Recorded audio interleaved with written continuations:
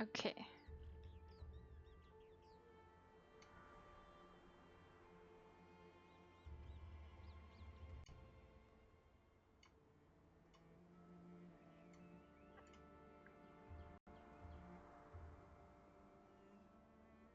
Where?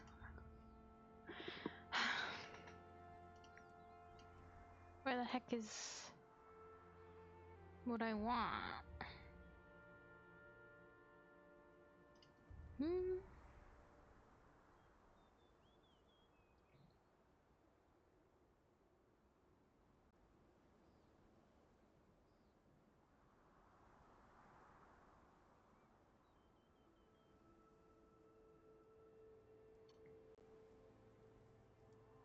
Um.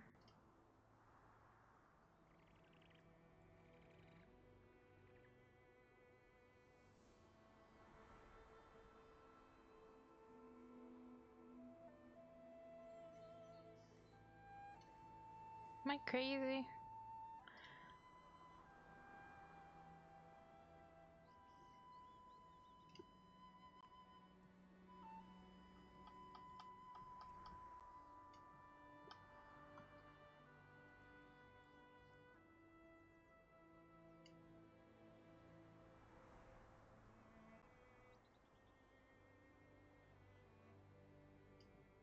Is there a way I could get it to refresh or something? That's me. Do I really have to reopen this?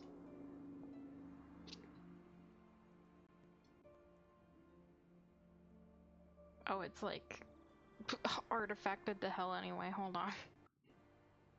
Ooh. Ew.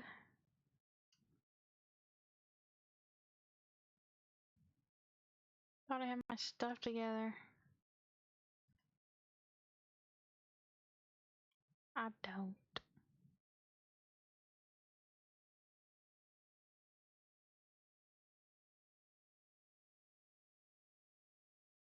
The Final Fantasy overlay is cute. Too bad I don't play Final Fantasy.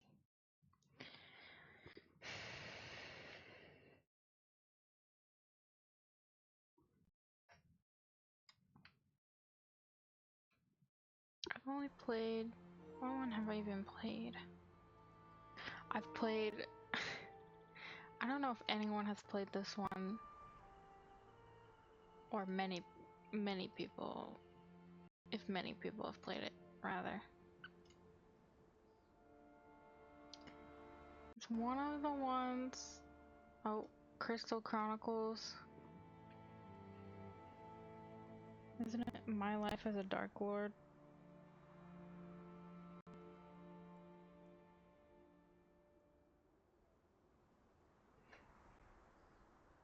Yeah.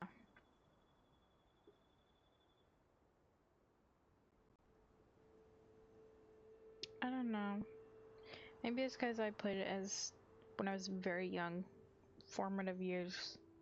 But there's something charming about that game.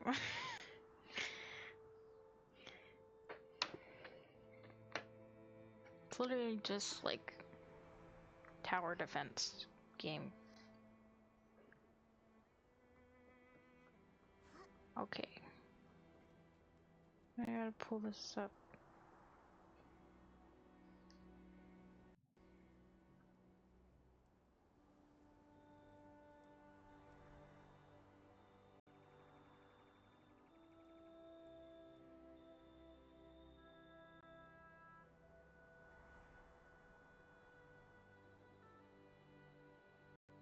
I can stream from my phone?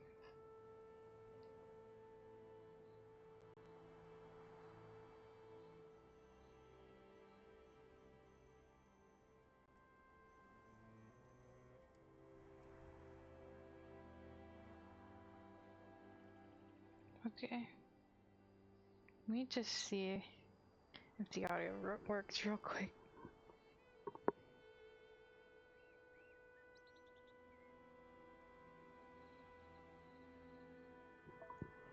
Okay, it works.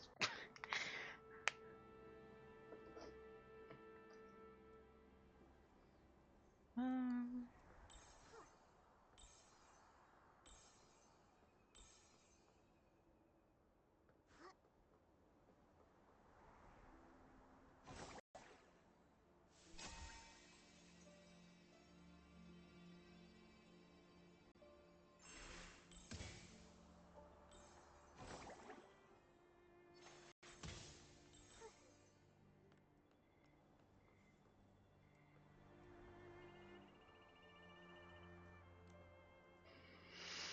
We're still investigating. Oh, this quirky Gordon guy, he's gotta be killing people. Look at him. He's got scraps all over him. Nikki, what are you doing here?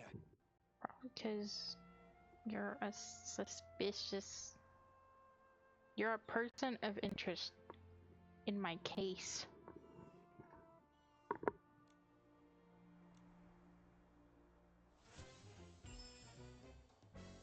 Gordon, I have a question for you. What exactly are you doing here? Why did you give false testimony for Leora? Tell me, what's your connection to her? And to the missing suitcase? I don't understand what you're talking about. I would never fake experimental data, and I would never falsify evidence. What does Momo have to say about that? What's he mumbling about? Huh, he really loves his experiments. I don't understand what you're talking about. I would never fake experimental data, and I would never falsify evidence.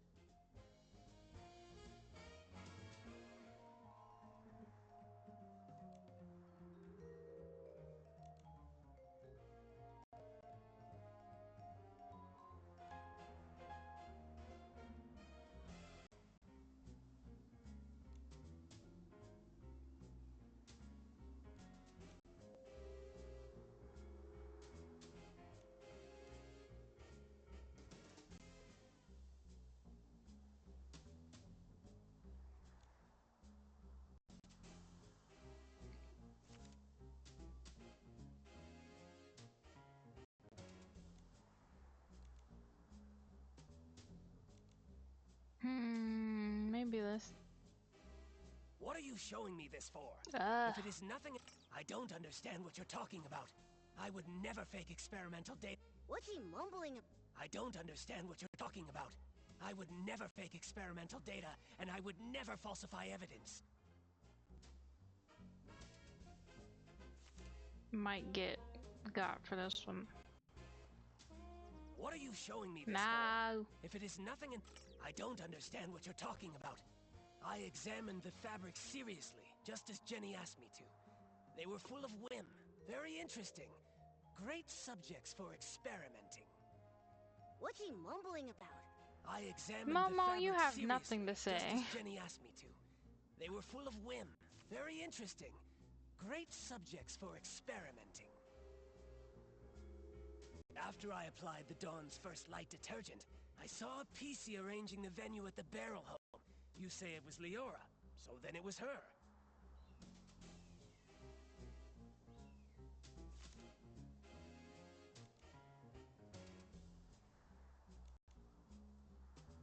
That's not what we've been hearing from the other witnesses. After I applied the Dawn's first light detergent, I saw a PC arranging the venue at the barrel home. You say it was Leora, so then it was her.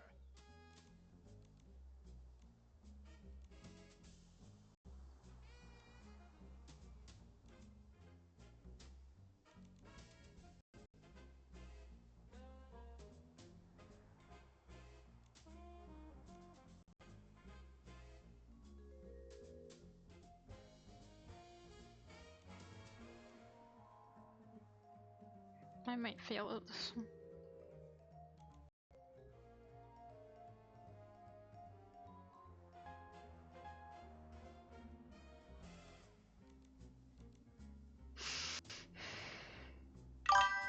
Oh.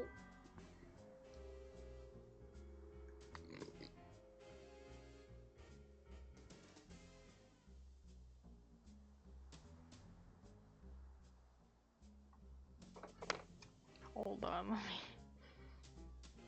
Hi! The game's quite good. We're doing, I guess, an investigation. And trying to catch this guy on his lies.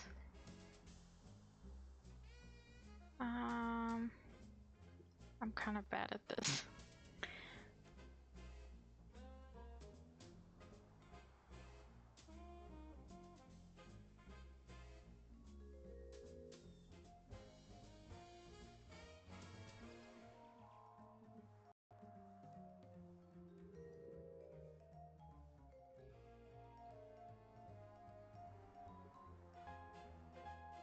I don't know.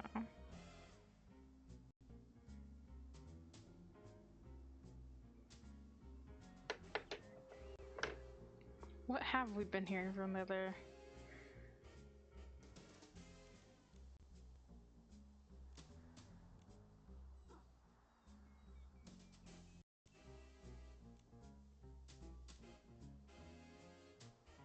I don't know.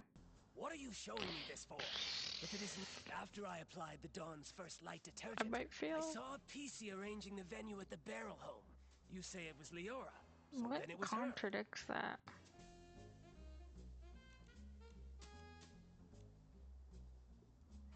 Maybe that they were already talking?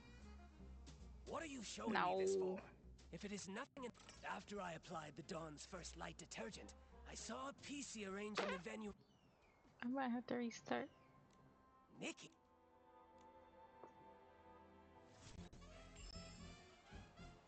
Gordon, why did you give false testimony? I don't understand what you're talking about. I would never fake experimental data, and I examined the fabric seriously, just as Jenny asked me to. After I applied the Dawn's first light detergent, I saw a PC arranging the venue at the barrel home. You say it was Leora, so then it was her.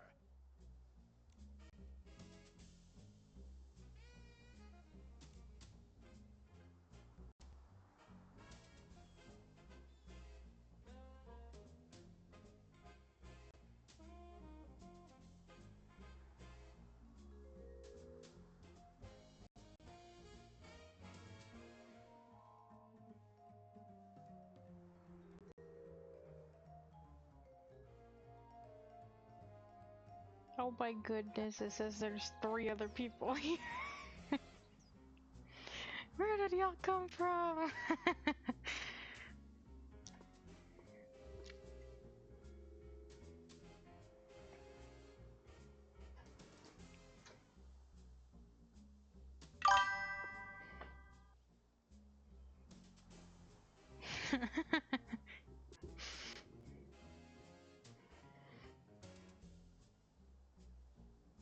I don't know.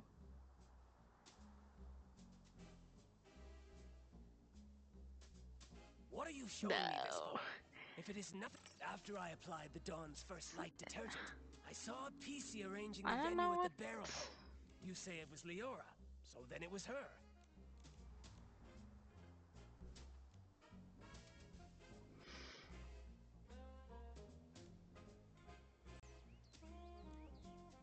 Is there nothing that What are contradicts you that? showing me this No. for?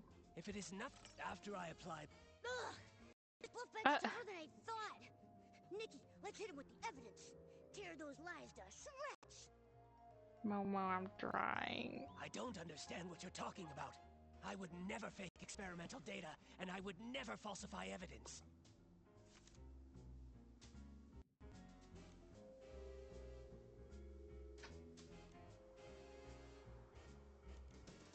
This one's tricky.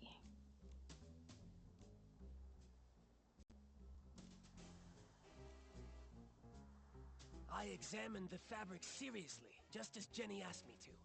They were full of whim, very interesting. Great subjects for experimenting.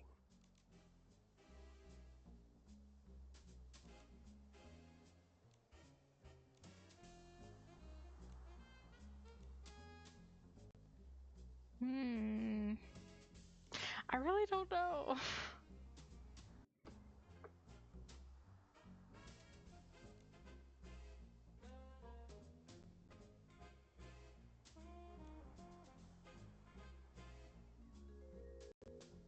Eeny, meeny, miny, moe.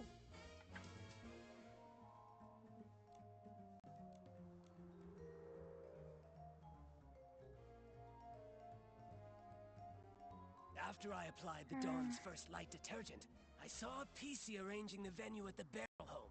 You say it was Leora, so then it was her. What are you showing me this for? If it is nothing... After I applied the Dawn's first light detergent, I saw... What are you showing me this for? Nope. If it is not... After I applied the Dawn's first light detergent, I saw a I examined the fabric seriously, just as Jenny asked... What are you Nope. showing this for? If it is nothing important, leave and stop getting in the way of my experiments. Only crazy experiments can I create know, crazy one of them miracles, has you know? to be. Oh.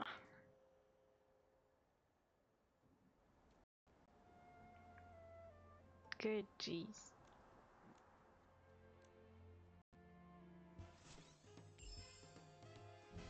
Gordon, why did you give false testimony for Leora?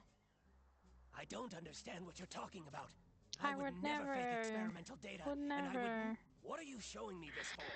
If it is nothing... I don't understand what you're talking about.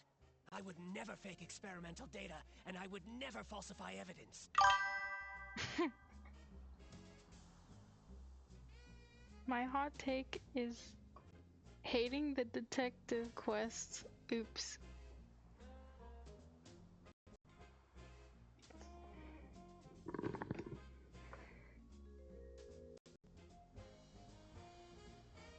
Yeah. Oh my gosh, my alarm.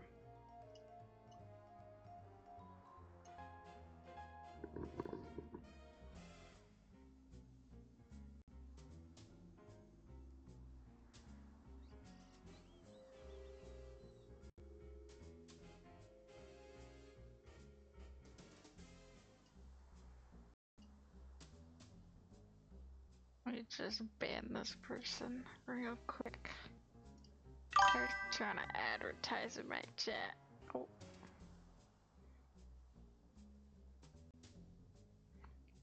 I finally figured out how to like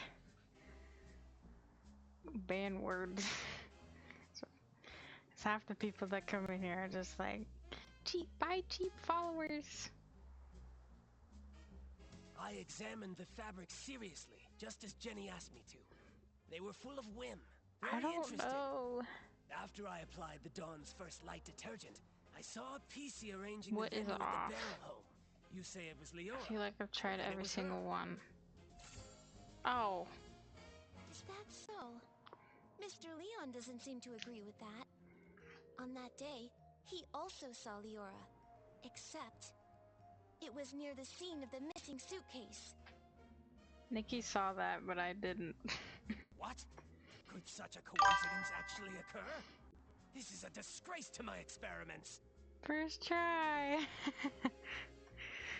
Exactly. Before Mr. Leon started hallucinating, he recalled seeing Leora appear there, which is pretty far away from the barrel home that you mentioned earlier. I don't think Leora can split herself in two. She couldn't have been in both places at once. So, who did you actually see? Or maybe you never saw Leora that day at all. Maybe you just wanted to give her a fake alibi. You get him. Why should you believe Leon? He may look crazy, but he's not truly crazy. He just rambles on about meaningless art. This Gordon PC, why is he so aggressive all the time? If he keeps it up, I'll give him a taste of my claws. Why should you believe Leon? No matter what he says, I didn't lie for her. I don't buy I like data that with Momo's insignificant giving me trends, help because and I I'm don't lie struggling. for a PC I don't even know.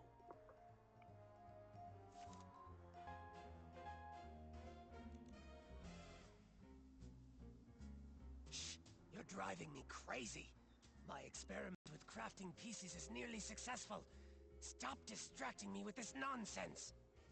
Dang. No matter what he says, I didn't lie for her. I don't buy data with insignificant trends, and I don't lie for a PC I don't even know. Girl, y'all were already talking. Y'all were already This should in be more contact. than enough to prove that you and Leora do know each other. Who knows how long you've secretly been in contact? Impossible. The data is flawed. It can't be like this.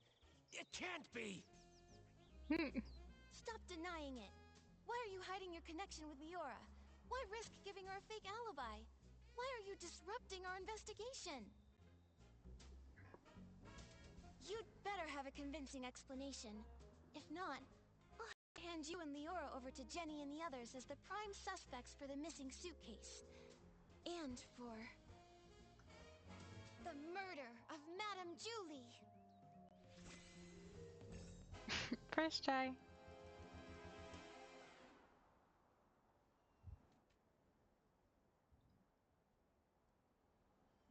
Momo's Die. pissed. Miss Nikki, please don't trouble Gordon anymore. Leora, You've been here the whole time? Tell us, what do you two have up your sleeve? I apologize for being deceitful earlier. Please allow me to reintroduce myself to you. I am Cersei, one of Juliet's friends. Oh. What? Juliet's close friend back home? The one who died in that accident? That Cersei? Yes, that's who I once was. Miss Nikki, allow me to share a story. One of Sicia from a century ago. It was the time of flowers before the storm, growth before ruin, an age of indulgence where everything was driven by the spotlight. A girl from Prosperville chased her dream of fame, stepping into the dazzling lights. Never expecting that behind the spotlight grew desire and power, just like a Threadstar costume, concealing the sewn-in corpse of another life inside. You discovered what Threadstar was doing back then? That's right. The dazzling facade was ripped away, and I witnessed the awful darkness lurking beneath, so I started my search. Naive, silly, call me what you'd like. I tried to uncover the truth myself, seeking atonement for my time spent in lavish distraction. But you failed. That was Cersei's fate. A wardrobe burned to ashes, and a vague, mysterious accident. Fortunately, there was more. Cersei left behind a Threadstar costume and a letter she had meant to send to Juliet, all hidden in a secret safe. Hundreds of years later, Leora was born from that legacy. Now in this body, I've reunited with my old friend. Oh, Madame Julie met you in Sitia. That's the good news she wrote about. But what about the bad news?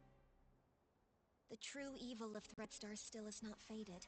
Julie was nearly assassinated by its remnants, possibly because we knew too much about them. Luckily, we were together this time, so the two of us set a trap. The choo-choo train arrived in the abandoned district, and Julie... Oh. Makes her entrance as a box of scraps. Really?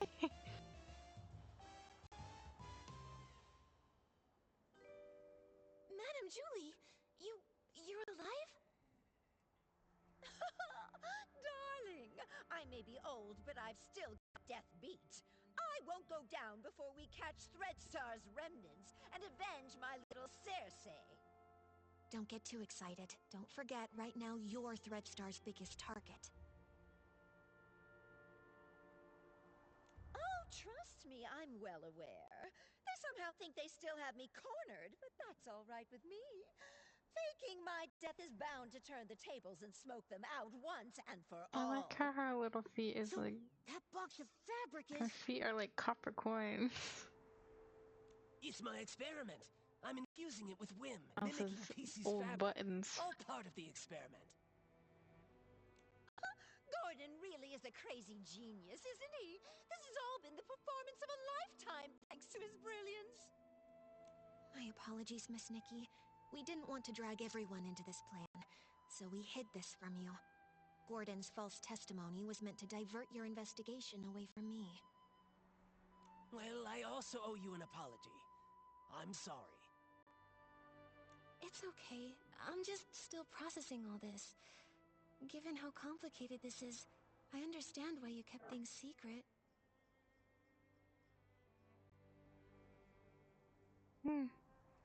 Momo's not invisible this time.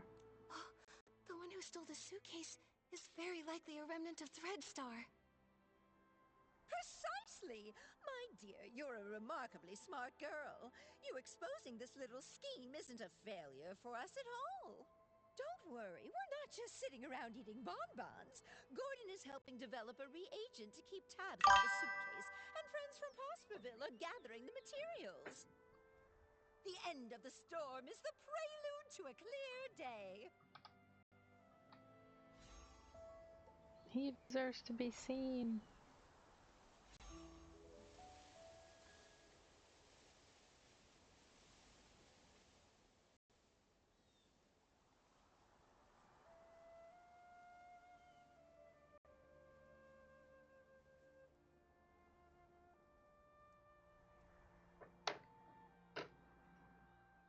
Madame Jo. Oh my jeez. Holy bitrate. Holy god.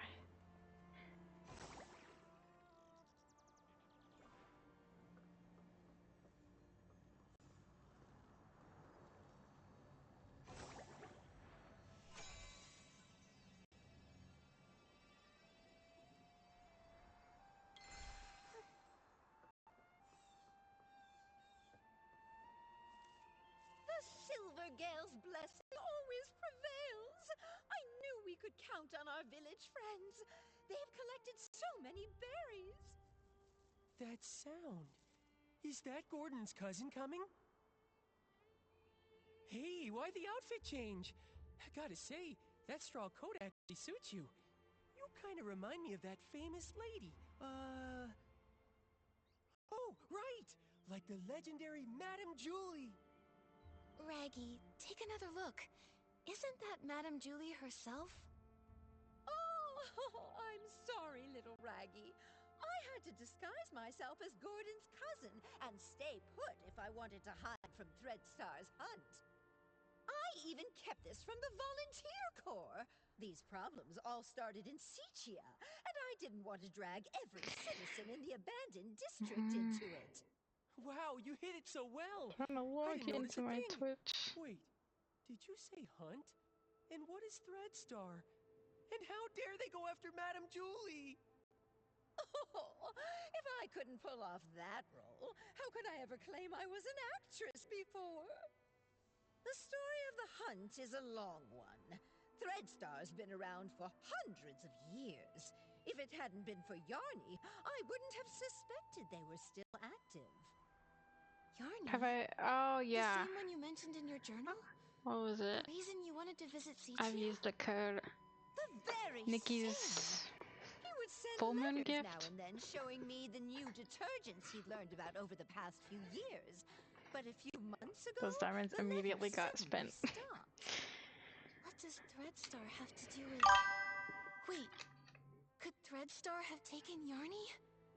Yarny had never encountered such ruthless villains before. Being a lone PC, no family or connections, he was an easy target. I ran into Leora at the place Yarny was renting. She was investigating too. So that's how you two reunited. But why didn't Leora reach out to Madame Julie as soon as she was reborn? Because little Leora only came into being a few years ago. Threadstar's costumes are all woven with some kind of forbidden power. For centuries, Cersei's wishes have fought tirelessly against the Dark Essence. She reawakened just a few short years ago. No wonder. Leora's been focused on the kidnapping since her awakening, and only found out then that Threadstar's back. Yes. No PC understands Threadstar's cruelty better than her. My little Cersei. She never said a word, all to protect me. If not for this reunion, I would have no idea what she went through. Thankfully, I finally received the letter she left for me all those centuries ago. She played the part of the little sorceress in As Rain Falls, As Flowers Bloom. They originally wanted me to play the lead, but I knew in my heart that it was Cersei who was truly meant for the role. Rented dark. She was thrilled when she got the role. From the first act to the final curtain call, she scrutinized every word over and over. The storm teaches us to obey, but flowers give us the courage. Dearest sister, remember, sunny days are always waiting. She went over that line 17 times. Maybe when she wrote that letter, she remembered that very line. So she set off, carrying flowers and courage. Like the little sorceress breaking through the storm, Cersei faced the evil Threadstar head-on. Yes, she was such a silly girl, trembling with worry before going on stage. But when that spotlight found her, she was full of strength. It sounds like Leora never gave up investigating Threadstar. Nikki, we've got to work hard too. We can't let those villains win again. Right. The tragedies Threadstar caused must never happen before our eyes again. We Forgottens aren't going to stand by either. Madame Julie will be safe here with us, while we sharpen our blades and prepare to tear those rotten threads apart. Those berries you collected will also be super useful. The juice they produce is known as Stitchy Splash, and it is a Ditty key Splash. ingredient for the tracking reagent for the suitcase. What can Momo and I do to help? The berries are almost ready. Let's pick the best ones we can find and juice them together. The wild party to declare the war on the storm sets off.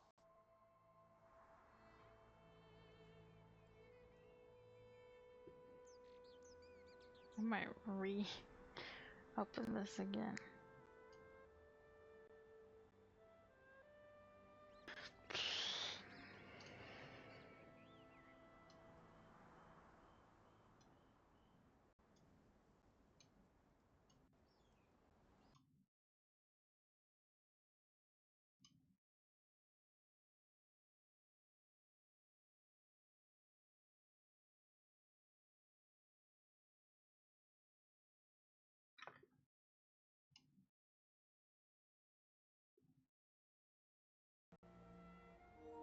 Okay, that's better.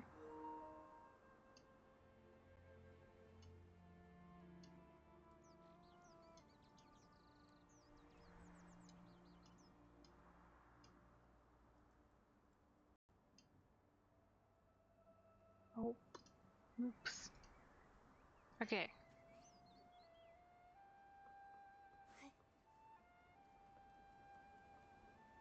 Lamp, cheese, flight fruits, wolf fruits.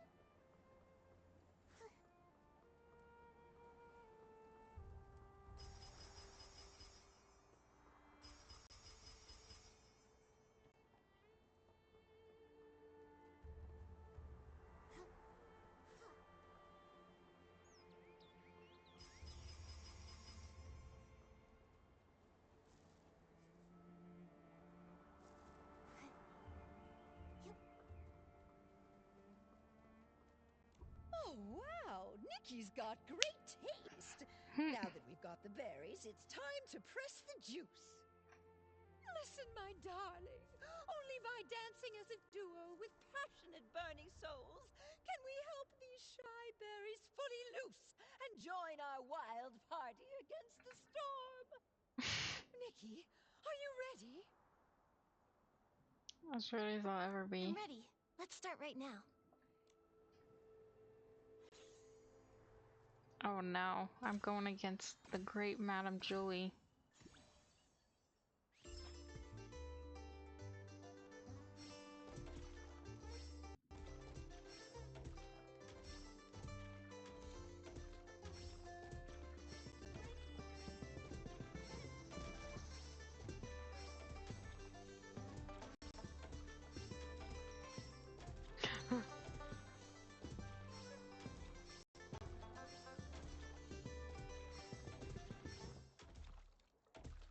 Boing.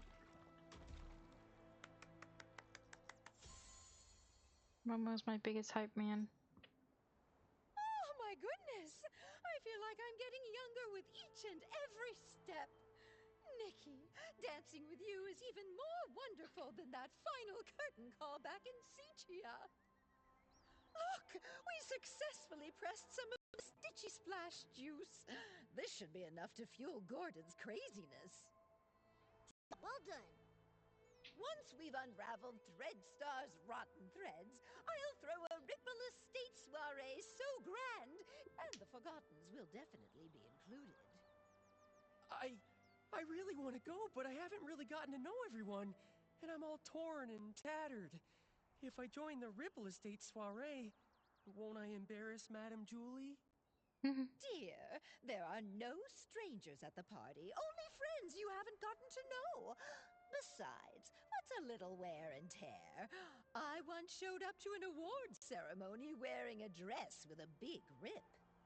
The whole point of this party is to bring the entire village together.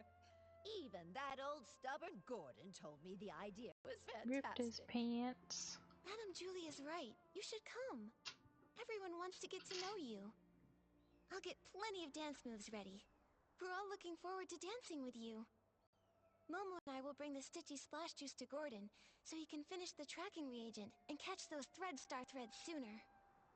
Let's do it. The best Ripple Estate soiree ever! Let's go, let's go, let's go! You can't run away this time, Threadstar!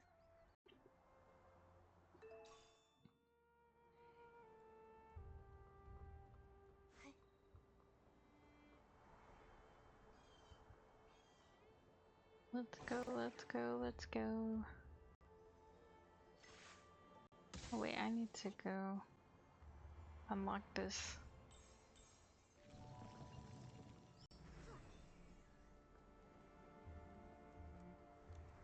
Ha!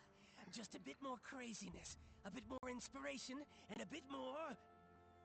I think you may need just a bit more of the Stitchy Splash Juice, Gordon.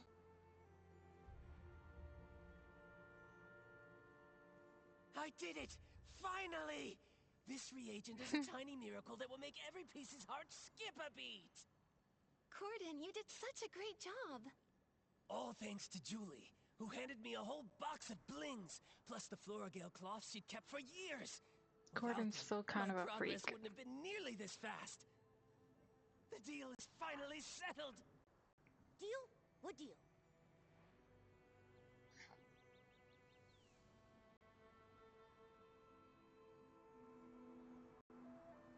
Gordon, did you agree to help just to attend the Ripple Estate soiree? No, of course not! If that was the case, I would have sent Julie to find other pieces immediately. The treasures in my lab are more attractive and mysterious than all of the Ripple Estate. Anyway, both deals made Madame Julie really happy. I ended up turning half of those Floragale cloths into the perfect scraps inside that suitcase. Even a top stylist like you was completely fooled by me. All it took was some fresh berries, plenty of spring water, a touch of whim, and just the right amount of crazy. You're pretty pleased you tricked us, aren't you? Well, maybe I should apologize to you again? What about the second deal? This reagent right Nikki's here. watching him go I up call it and down. more Up Floragale and cloth. down. Here, take it. I didn't have a lot of time. Otherwise, I would have tested more options, like adding flight foods, maybe making the suitcase fly back itself, or even get it to sing. Gordon, this is great as it is. Momo and I can't wait to try this crazy and brilliant invention. Perfect. You just have to spray it on suspicious ground and let the wind guide you. It can detect the lingering scent of the One Wash Fresh detergent perfectly, every time. But I thought One Wash Fresh was a very common detergent. Will this really help us find the suitcase? No one cherishes their suitcase as much as Julie does, and no one washes with One Wash Fresh 3 times a day like she does. That means the entire Ripple Estate, no, the whole abandoned district, could not have a clearer target than that! All right then. Should we give it a try? You can question my character, sure, but you have to trust my scientific knowledge. Leora tested the product when I was half finished making it, and the scent trail led her straight to Golden Fields. Now that it's finished, more Floragale cloth works even better than that! Gordon, you've said the reagent's name a bunch of times. Are you trying to hint at something? Thank you, Gordon. I can't wait to use your great invention to catch those Threadstar crooks who stole the suitcase.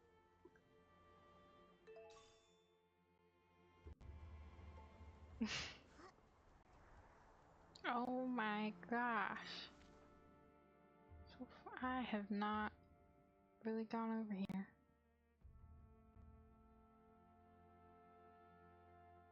Where's my quest? Is it this?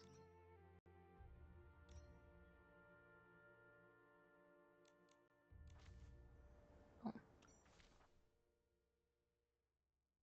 This is the quest I need to do.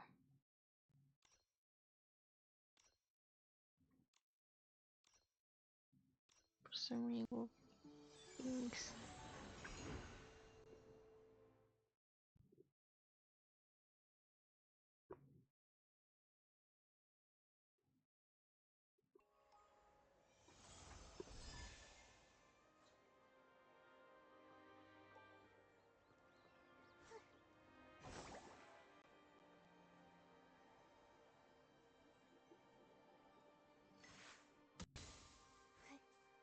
According to Gordon's instructions, here's where we can use the reagent. Miss Nikki, let's give it a try. Oh. The scent trail really appeared! Amazing! Gordon's inventions never fail to impress. Following the scent trail, we should be able to find Madame Julie's suitcase. Help! Help! Someone's calling for help! Momo, we have to hurry! Help! Help! Oh, why does this always happen to me? Stop! Don't hurt him!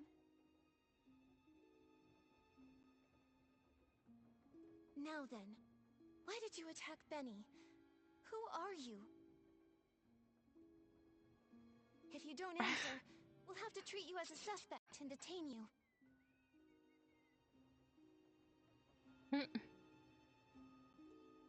Chase them!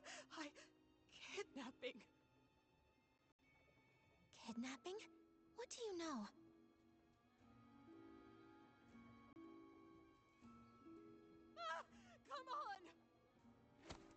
Watch out!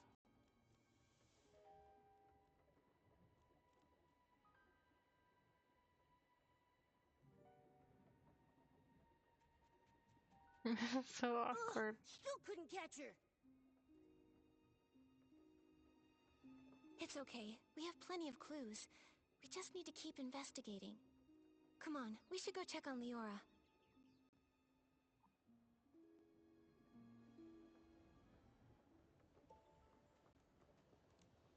Leora, are you okay? I'm fine, really. But maybe the PC who just called for help needs you more. Benny, are you alright? Just like you saw. Cleaned my fabric and now it's filthy again. I smell like fresh mud all over. This place has smelled the same for hundreds of years. But thank you for saving me. Can you tell me what just happened? Why is that patchy PC chasing you again? Because I always ruin her schemes. Like my career isn't miserable enough already. I can't find anything else, but somehow I always run into her. Even just looking at her crazy irregular patches makes me shudder. It's as if all my threads are twisting into knots. But fabric getting damaged is normal, right? Everyone gets hurt. You even have some stitches on yourself. That's why I always make sure to cover the tub with bubbles before I get in so I can't see myself. Happy now? Alright, Ben. Back to the case. You told us you caught that patchy PC That was a little plotting bit too something? real, Scarface. Exactly. I saw her Oh sneaking my around behind that gosh. haystack. But before I could get a good look at what she was doing exactly, she rushed straight at me. Nikki, the scent trail on the suitcase. It's pointing in that direction. The last time that patchy PC appeared was just before the suitcase was Someone stolen. give this guy a Now hug. she's here again with the scent trail at Golden Fields. Definitely suspicious. But then again, there's another PC who's always around there too. Benny, might I ask, why did you come to Golden Fields? You suspect me? Just a routine question. Work. I came to look for potential stars here, and to see the endless sea of wheat. But now I'm in no mood for that anymore. I just want to leave the abandoned district as soon as possible. Sitia is noisy, but at least it's safe. May I go now? No problem. Thank you for your time, Benny. Hope your luck improves. That feels familiar. Leora, what do you think? You've been quiet this whole time. I'm fine, Nikki. It's just strange. Seeing a familiar PC again after centuries brings back some feelings. A familiar PC? You know Benny? Of course, but he doesn't recognize me now. Actually, I was part of the reason he moved to Golden Fields all those years ago. Never mind that. It's all in the past. For now, let's track down the missing suitcase. Looks like the scent trail is leading the way. Let's follow it.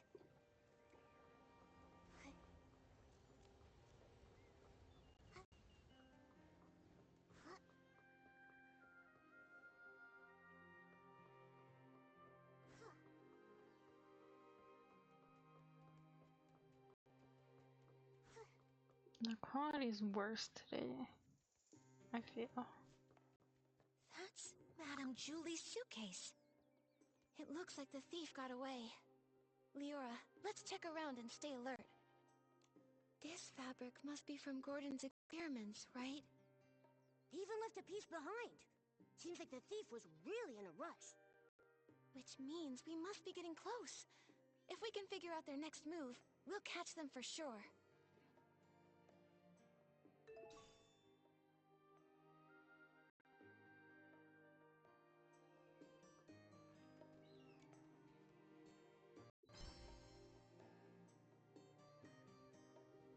There's a tear here. Is it a scuff mark? Maybe it was dragged on the ground or rubbed against something rough.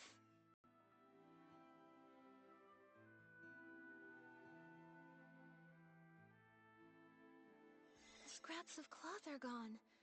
They only left the suitcase. Did they find out we were tracking it?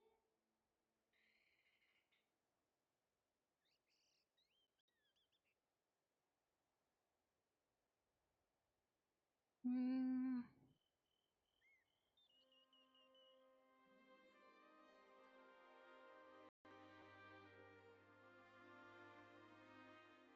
Yesterday I was struggling at finding the last clue. Looks like the suitcase was hidden somewhere secret. It's completely covered in dirt.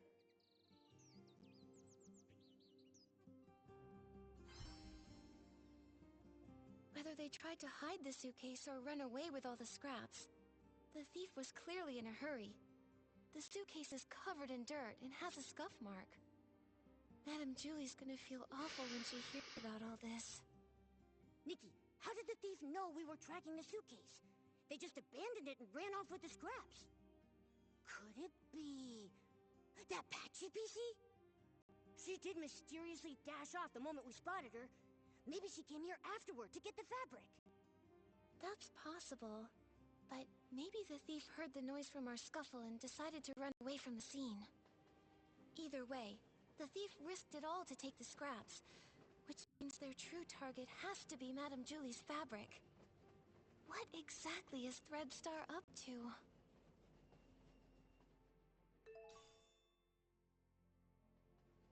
Okay.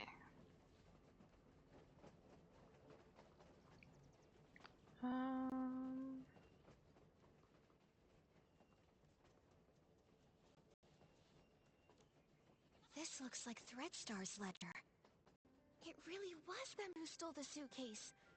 Let's look around and see if there's anything unusual here. The latest entry says the trades have gone underground. Looks like Threadstar isn't wiped out yet after all.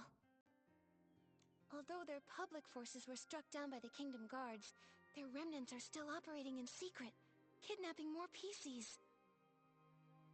They're really persistent. Wait, Nikki! This name rings a bell. Simon. Simon. I feel like I've heard that name before. Alvin and the Chipmunks. Oh. I don't know. Didn't Mr. Leon mention that name? Not that Nope. I know of. All he ever... Right. Oh, it was Tommy! The senior columnist he mentioned. His name is Mr. Simon. He said Mr. Simon was targeted by strange people, and then he disappeared. Whoa! Threadstar kidnapped him! Tommy would be so heartbroken! Whether it's for profit or some other reason, they're willing to hurt so many. Unforgivable. Whether kidnapping PCs to make performance costumes or harming those who know the truth to cover up their schemes, their cruelty and evil is absolutely unforgivable. Let's keep looking through this. We have to pick up their trail. Mr. Leon rented threads so many times. I suppose he had no idea those costumes were made from the fabric of other PCs. Judging by how obsessed he is with art, I bet he didn't even understand what was going on when Threadstar went under. True. If I remember correctly, Mr. Leon was always a loyal Threadstar customer. He never looked into the power behind the costumes. He just wanted to use them to draw the audience's attention. But just like we saw earlier, these evil costumes not only consume the life of the PCs, but also harm the wearers. I wonder what actually happened to the human that imbued Mr. Leon's fabric with wishes. There are other renters, too. Cersei! Leora, it seems like the record here shows the costume you were born from. By the silver gale, it really is. Leah! Leah, could this be? Are you okay, Leora? Does this bring anything to mind? Miss Nikki, I don't know if you noticed, but there's a very obvious patch on me. This purple piece of fabric, right? Wait, Leora, could this piece of fabric be... Yes, Since I woke up in the safe, I could clearly feel it belonged to another PC. It's not part of me. It carries emotions and memories that aren't mine. It belongs to Leah. Only today did I learn her name. But from the moment I woke up, I kept having these dreams. Dreams of a little girl's laugh, a mother's comfort, a sudden separation, and lullabies she sang to herself. Small flower, braids in rows, the dreaming child with secrets glows. Wind blows soft on the ridge, sending our sorrows off the bridge. Those are Leah's memories. Yes, the memories come in bits. I can't see them clearly. I often mix them up with my own past. I dream of going home, but sometimes the little flowers turn into wheat stalks, and the river of Prosperville flows under the bridge. Maybe it's because Leah's greatest wish was to go home. She was just a carefree little girl, but was cruelly kidnapped, taken away from her mother. In the darkness and turmoil, she could only hum the lullaby her mother once sang, quietly comforting herself, hoping her mother would find her at any moment, sweep her up, and bring her home. Maybe it's because of Leah's memories that I've been following this kidnapping case since I woke up, and I've come back to Prosperville once again. Sorry, Miss Nikki. I think I want to spend some time in the wheat field nearby. All right, Leora. We'll find you once we've finished investigating around here.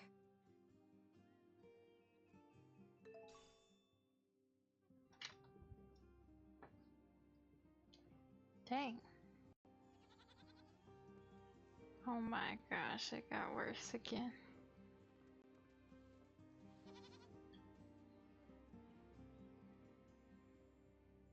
They're all running away from me.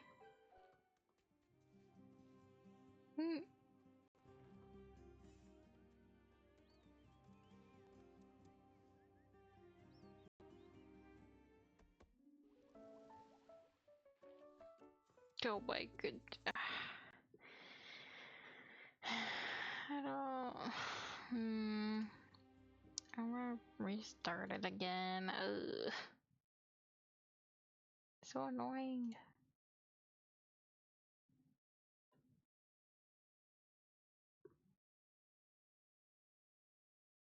How y'all doing?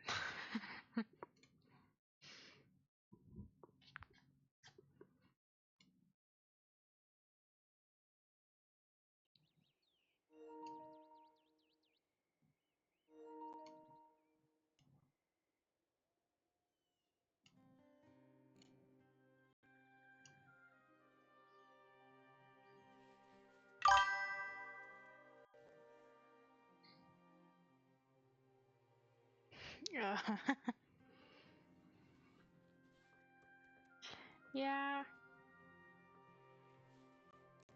I mean, The last failure. it Could runs it mean good. their failed attempt to It assassinate just Madame does Julie? not. It's remote play, so it's like Could be. Golden vision. just the connection Maybe that's why they between the snuck into the PS5 Ripple and my Estate's quarry this computer, I time. guess. To take Madame Julie's fabric. And what else?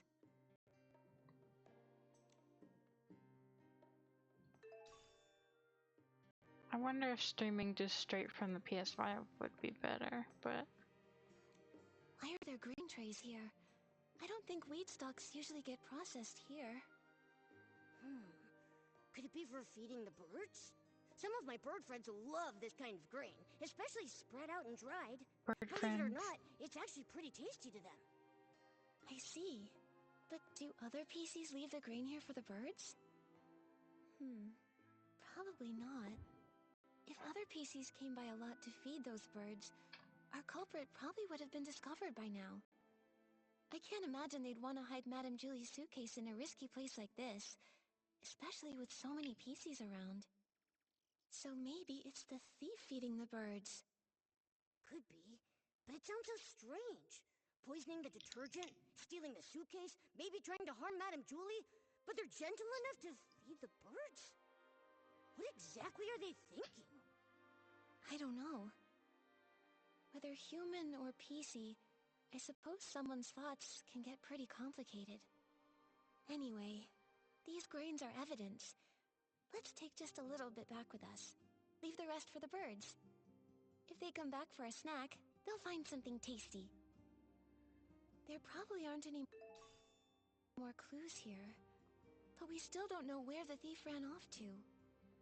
Nikki, Leora's still in the wheat field nearby. Let's go find her.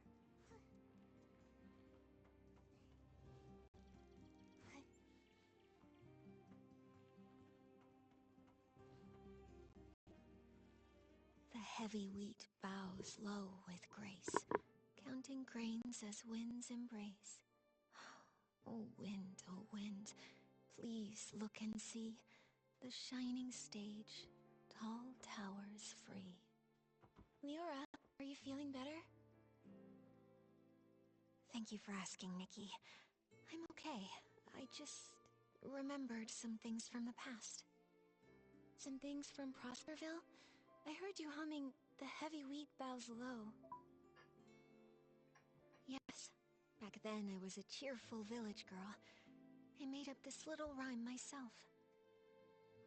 I used it in As Rain Falls, As Flowers Bloom, changing the wheat to flowers and grains to seeds. Cersei must have loved running through the waving fields in Prosperville, sitting on haystacks, singing, sleeping with the scent of wheat. Sadly, Miss Nikki, back then, I hadn't yet lost those golden stalks, so I didn't understand how precious they were.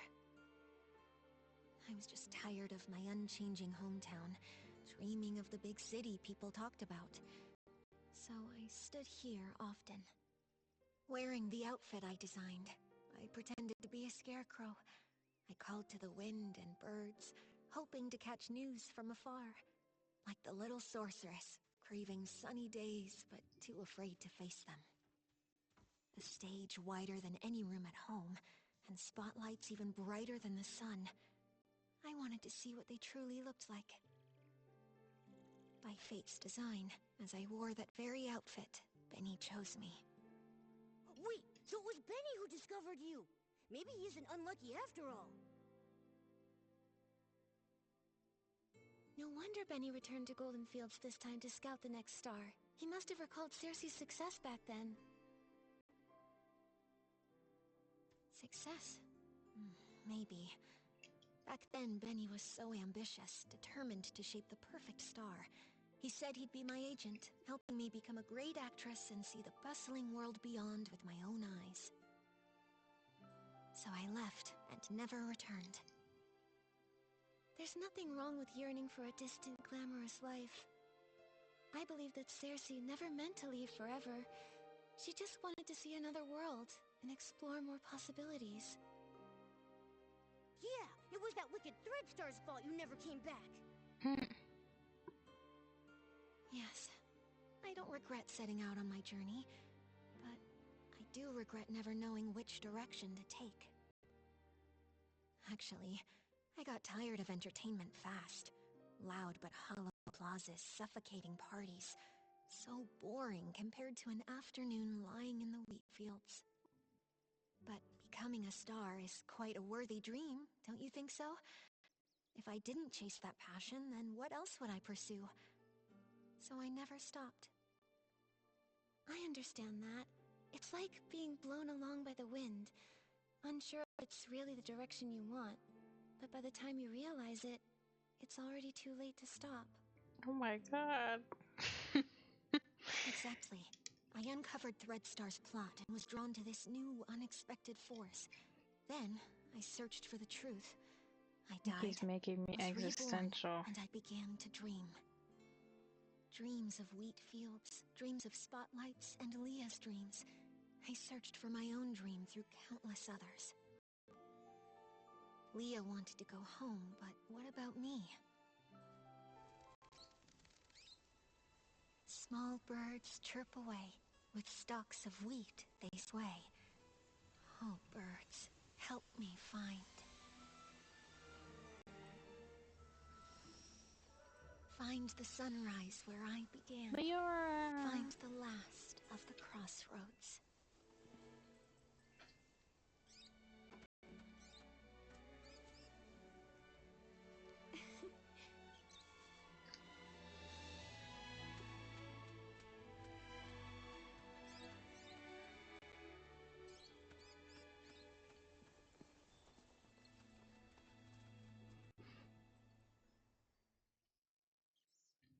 Miss Leora, finding your direction is difficult, and I can't give you an answer right now. I believe that the only way to lay down your burdens and hopefully find your direction is to end all of the tragedy that Threadstar creates. Just like a wild bird, you're only able to fly when you feel the light. Yes, just like...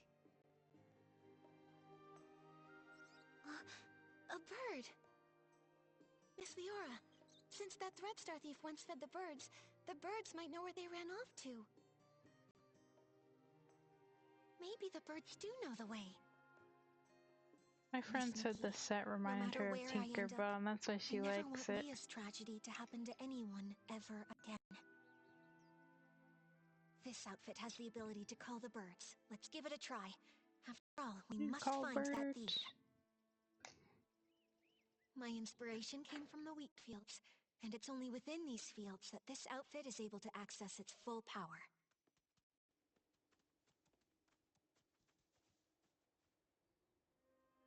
Birds fly, winds reply, bring the answer to Momo nearby. The bird said the piece you fed them was very gentle, but always seemed worried, and kept saying that I'm in the wrong if they couldn't spot. read, they would hide in the most unexpected place. Oh, I have to do it 3 times.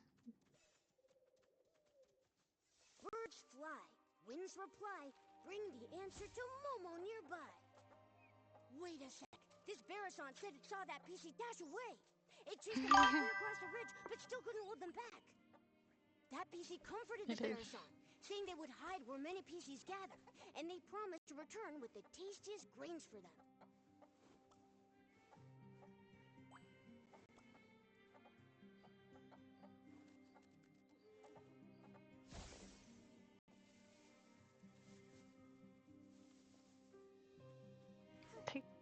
Get out of it. Birds fly, winds reply, bring the answer to Momo nearby. Wow, the PC talked with the birds about how to hide from predators. They said masking their scent is most important, like hiding in the wheat fields, blending with the fragrance.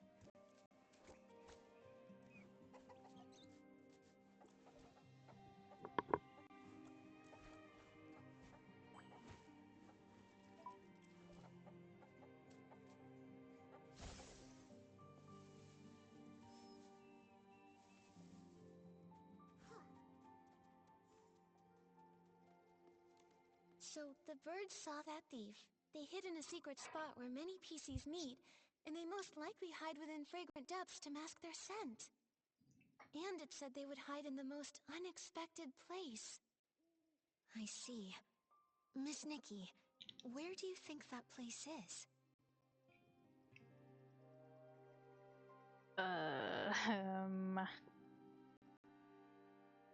Most unexpected.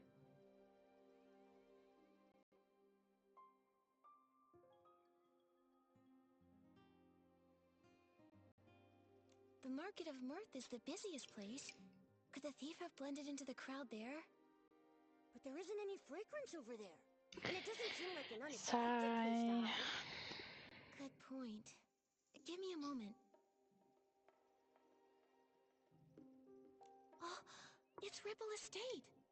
They're about to host the Ripple Estate soiree, so it'll be really busy and filled with new detergent scents that could mask their own scent traces. Where do PCs gather with lots of hidden spots? It must be... the Ripple Wine Cellar! Exactly. The most dangerous place might actually be the safest. The thief must think the Ripple wine cellar is the spot we'd least expect. Wow! Impressive, Detective Nikki! Such a clever thief. Without the bird's help, even if we searched everywhere, Not clever we'd enough. probably end up at the estate last and never think to check there. Thank goodness for good timing. I'll head back to the Ripple wine cellar to confirm their whereabouts now. But the Ripple wine cellar is so complex. If only a few of us are going, are we actually going to be able to catch them? Nikki, should we ask Jenny for help? Momo's right. But Jenny and the others need to focus on keeping order at the Ripple estate and preventing everyone from panicking. Maybe we can ask Raggy and our leader for help. Right now, they're the only ones who know the truth about Julie faking her death. Maybe they'll lend us a hand. Great. They're both very skilled. If we work together, I'm positive we can corner the thief. Liura, let's meet at the Ripple wine cellar.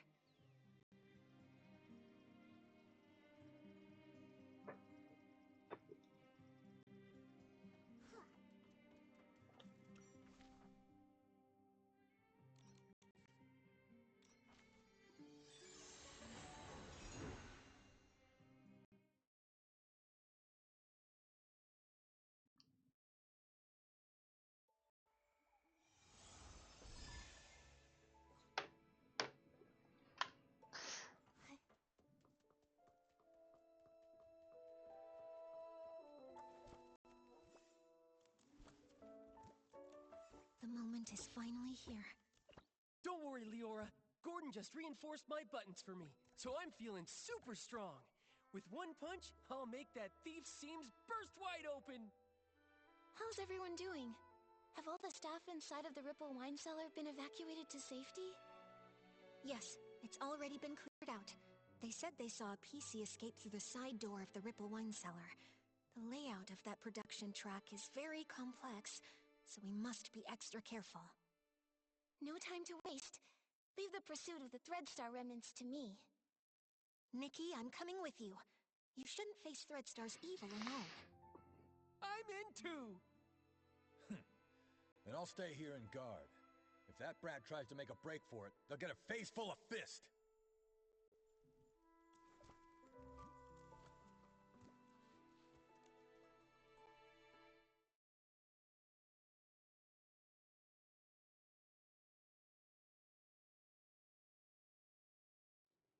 Face full of fist, huh? Oh.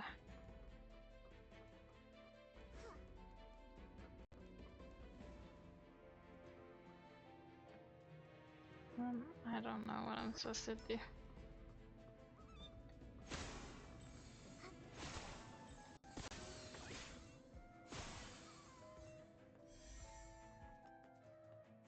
Am I supposed to break boxes, or is there stuff in the previous room?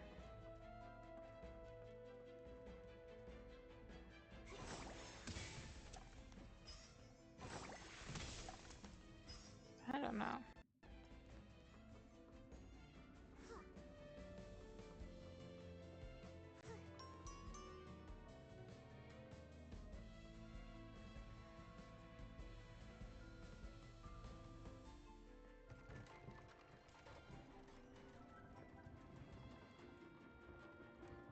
Go, go, go.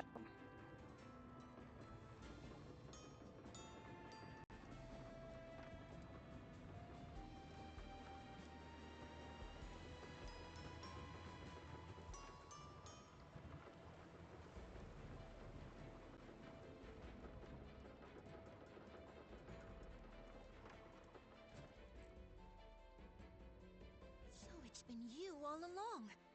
Colleen, this time you won't get away.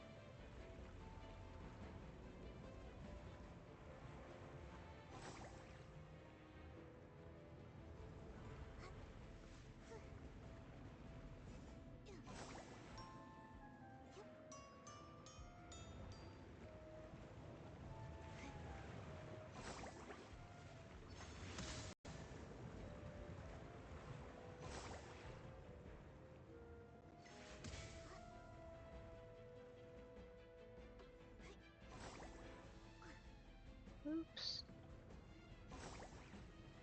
Uh-oh. Uh-oh. I need to jump on the barrel. I almost made it.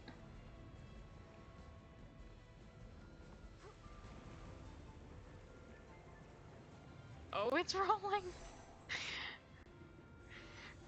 Oh no.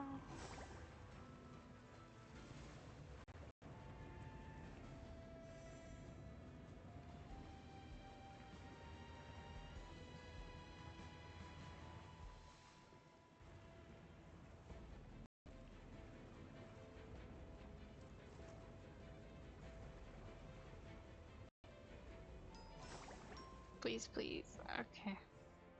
Taste my fist!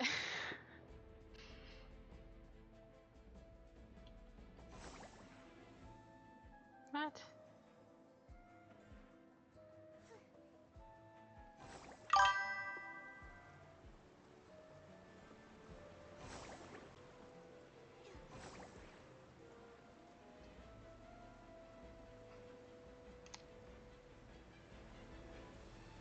I leave my chat open.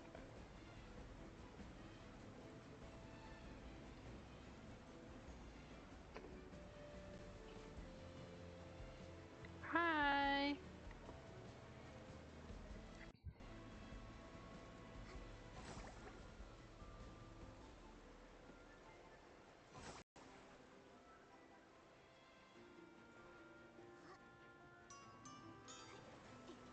How are you, new person? Oh.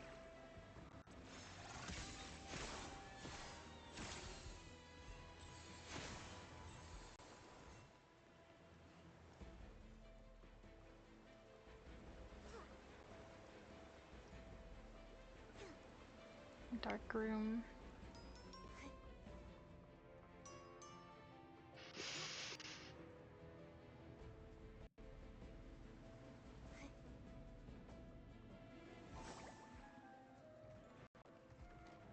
Get me out of here.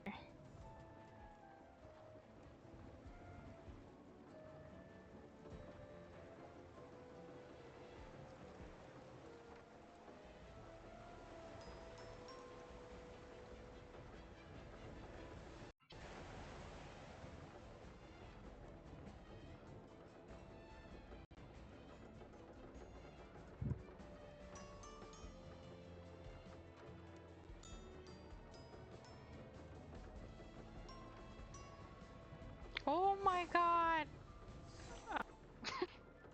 Okay. Oh no, where am I? Am I supposed to be here? I can't see a thing.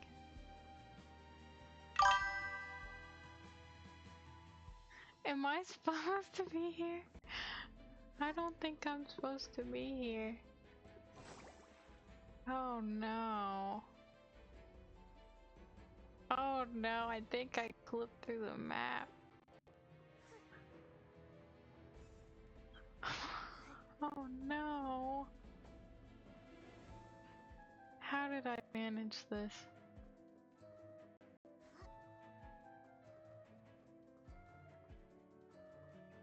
Um...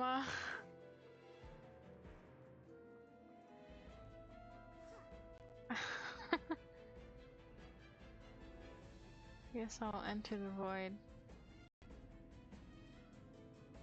That is crazy.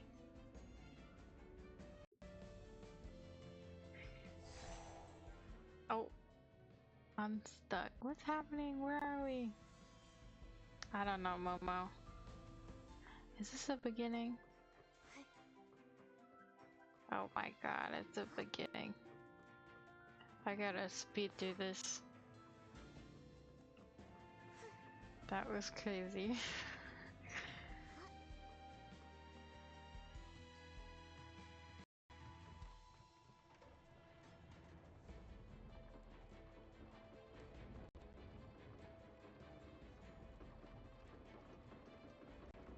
Not the first time that's happened though. Pretty sure that happened with the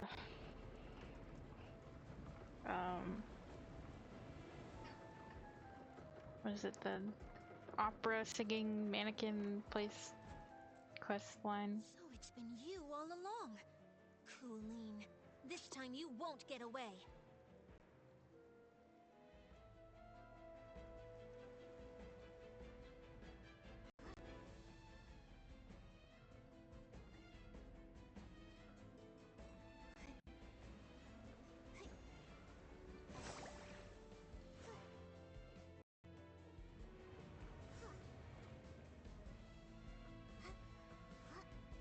I'm not messing around.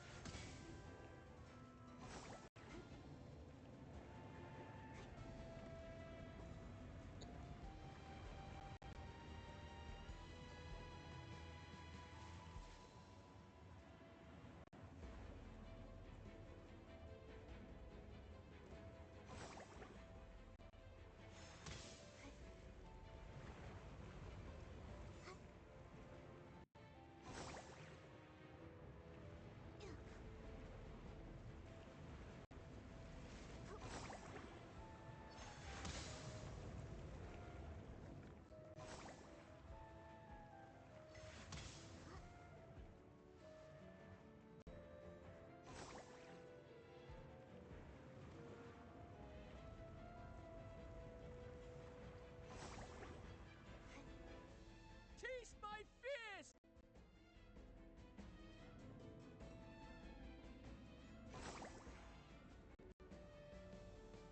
Don't fall off again. I suppose this.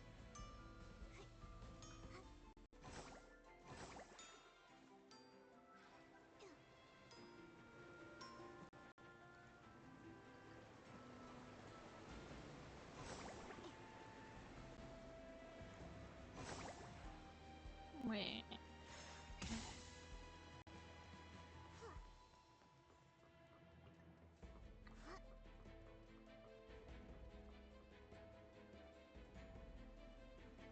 Okay, don't fall off this time. Don't go in the void.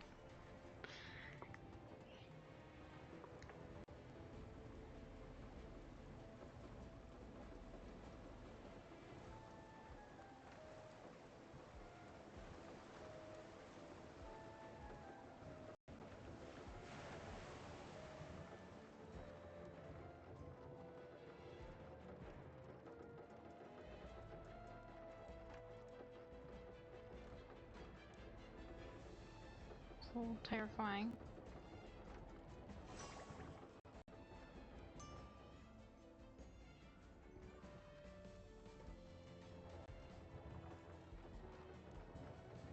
I hate roller coasters. They scare the daylights out of me.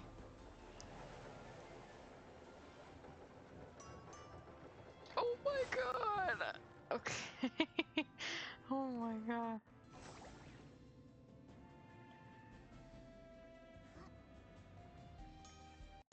That was terrifying. I especially hate wooden coasters, they're the worst. Just get jerked all around. Colleen, you've got nowhere left to run.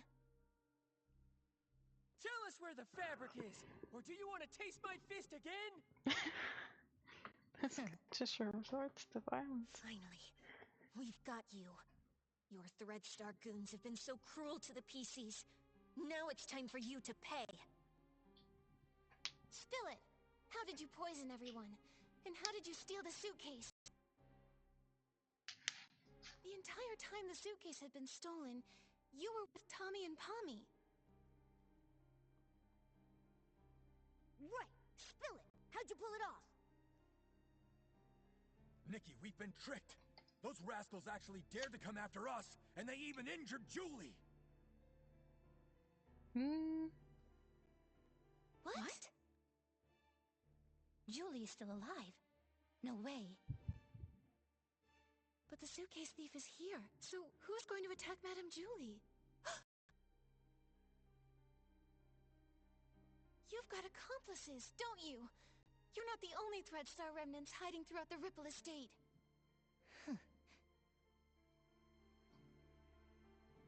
Please don't panic. Madame Julie's only injured. Let's go back to the village.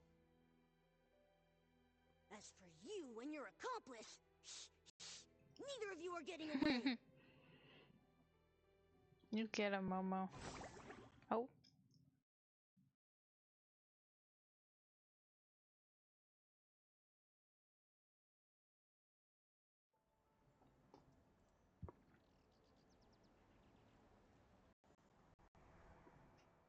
Stitching, stitching, endless stitching. Ugh, if only I'd already perfected the immortal fabric. Immortal fabric? What a crazy idea. I like it, but I don't think I'll be needing it. This little wound won't leave a single stitch mark. Julie! Madame Julie, are you alright? Do not worry, my dear.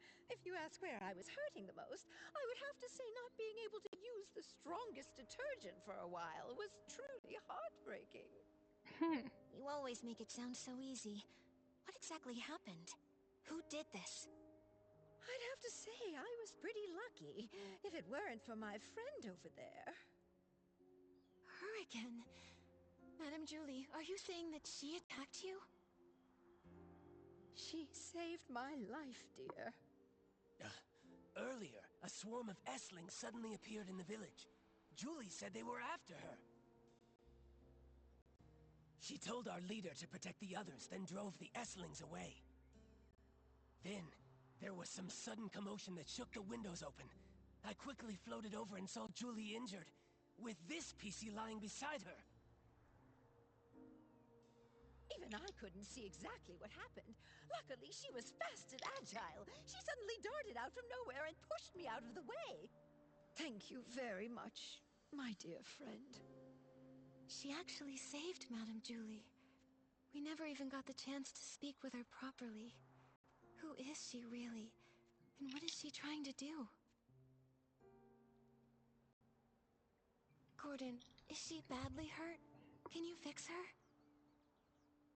Of course, thanks to Julie's Florigel cloth, but... Nikki, I think she wants to say something. Chase them! Hello? What do you mean? Who are you chasing? Don't worry, take your time. You're safe here. Leah. Leah? Leora, could it be that she suddenly leapt at you because she sensed Leah's presence? But how would she even know Leah? Could it be... Small flower... Oh my god. It goes first. It. I can't speak. Child with secrets close. She's a kid? Wind blows soft on the ridge, sending our sorrows off the bridge. Leah. She seems calmer now. I'll try playing this lullaby on the violin.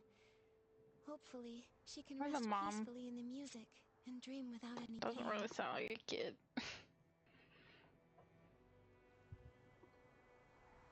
um.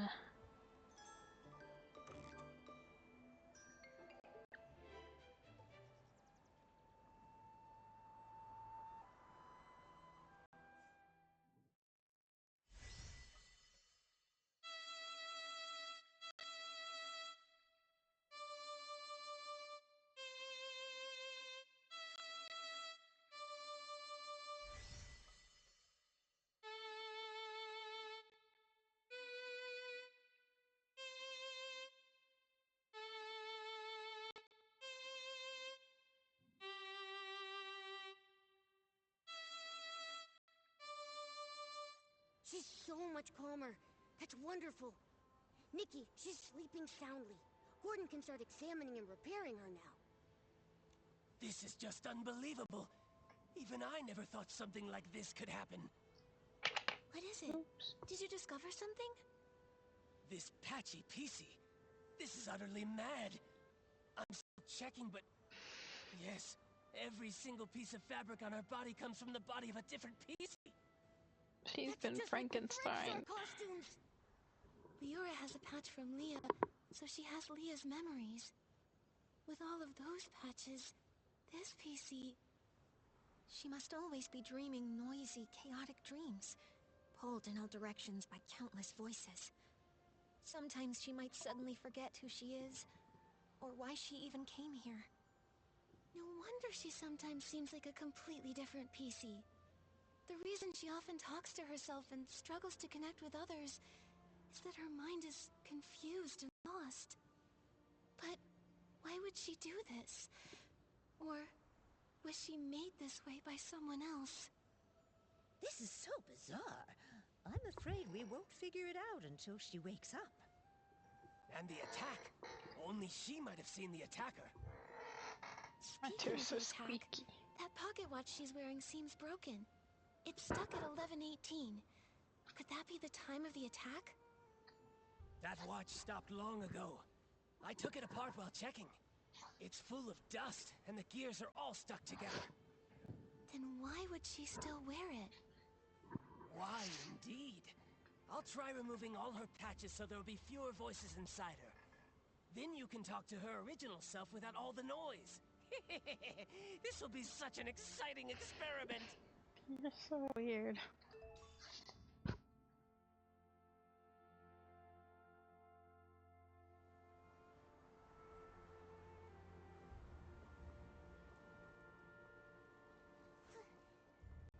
That is far, far away.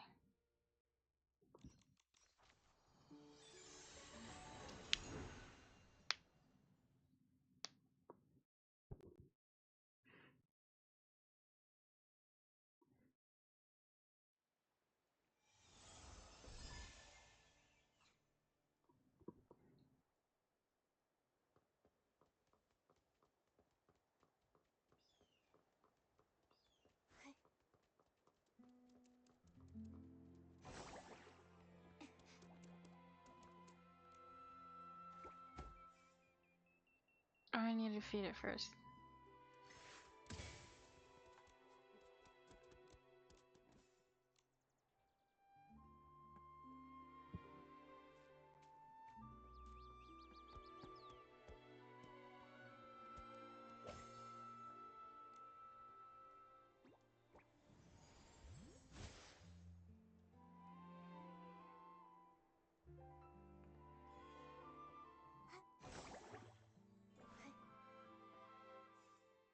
When we found out Madame Julie faked her death and finally caught the suitcase thief, I thought we'd have this case all wrapped up.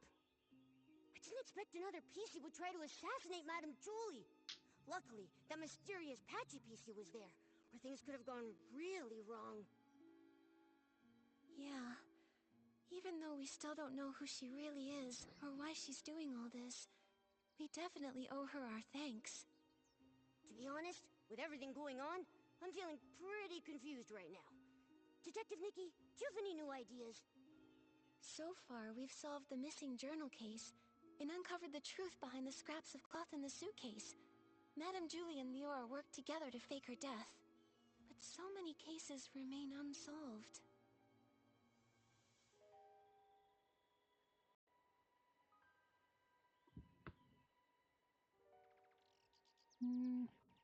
If it weren't for Madame Julie and Leora stepping in, we would have never known that all of this connects back to the Threadstar from hundreds of years ago. Using PCs to...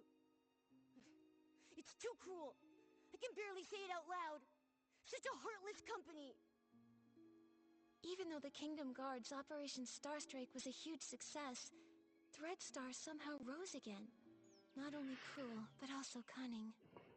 They're preparing the Golden Vision. Maybe it's connected to Madame Julie's assassination. And there's more. We never managed to catch who poisoned the Dawn's first light detergent. But now the evidence might be pointing to Colleen being the culprit.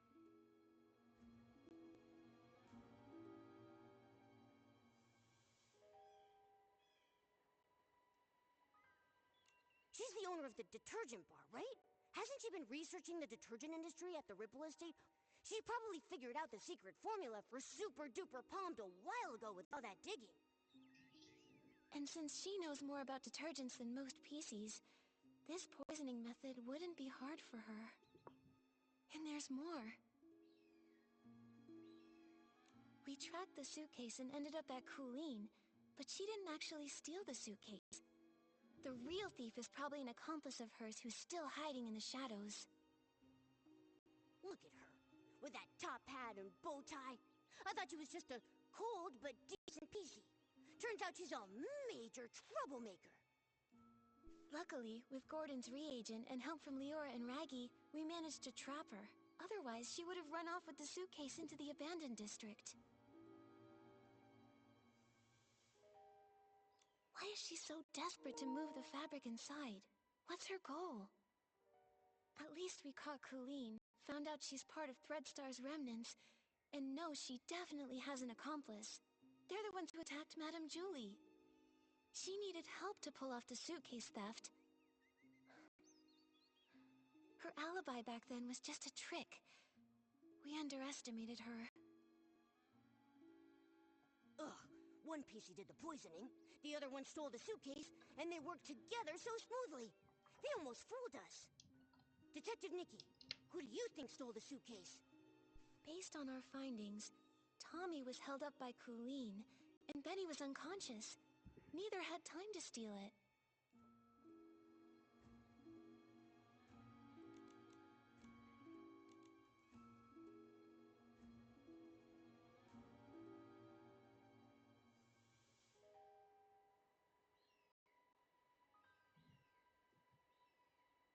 Leora is Madame Julie's friend. She wouldn't steal it. And Mr. Leon had hallucinations near the scene and had multiple eyewitnesses confirm his innocence. So no suspects there either. But Colleen didn't have any time either. That only leaves the Patchy PC, right? But she was the one who saved Madame Julie. I'm a bit confused now. We must have missed some key information. It seems like the Patchy PC's identity and motive might be the key to all this. Let's hope the truth comes out when she finally wakes up.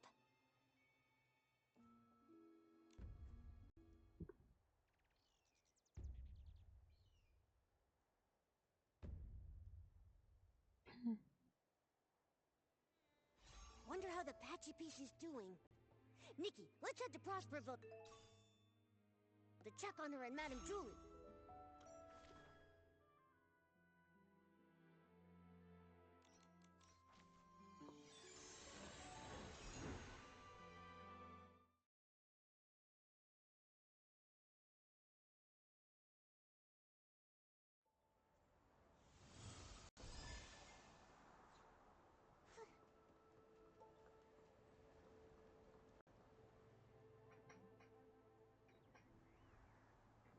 So that was you? I just told the guards what's happening. Threadstar's gaining momentum, but I was careless. Leora, and that Patchy PC lady, what are you trying to say?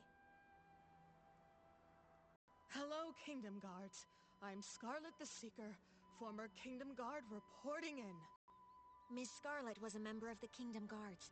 She's the one who uncovered Threadstar's plot, leading to Operation Starstrike. Also, she's Leah's mother. What? What are you talking about? Let me explain. I discovered Threadstar's conspiracy all because of Leah. Leah was my daughter, a lovely girl. Unfortunately, she was sick and left me too soon. I always kept her little clothes by my bed, pretending she never left. I missed her dearly. Then one day, her clothes disappeared. A tiny PC appeared in their place. She turned to me and called me Mama. I thought this PC was a blessing from the gods, so I called her Leah.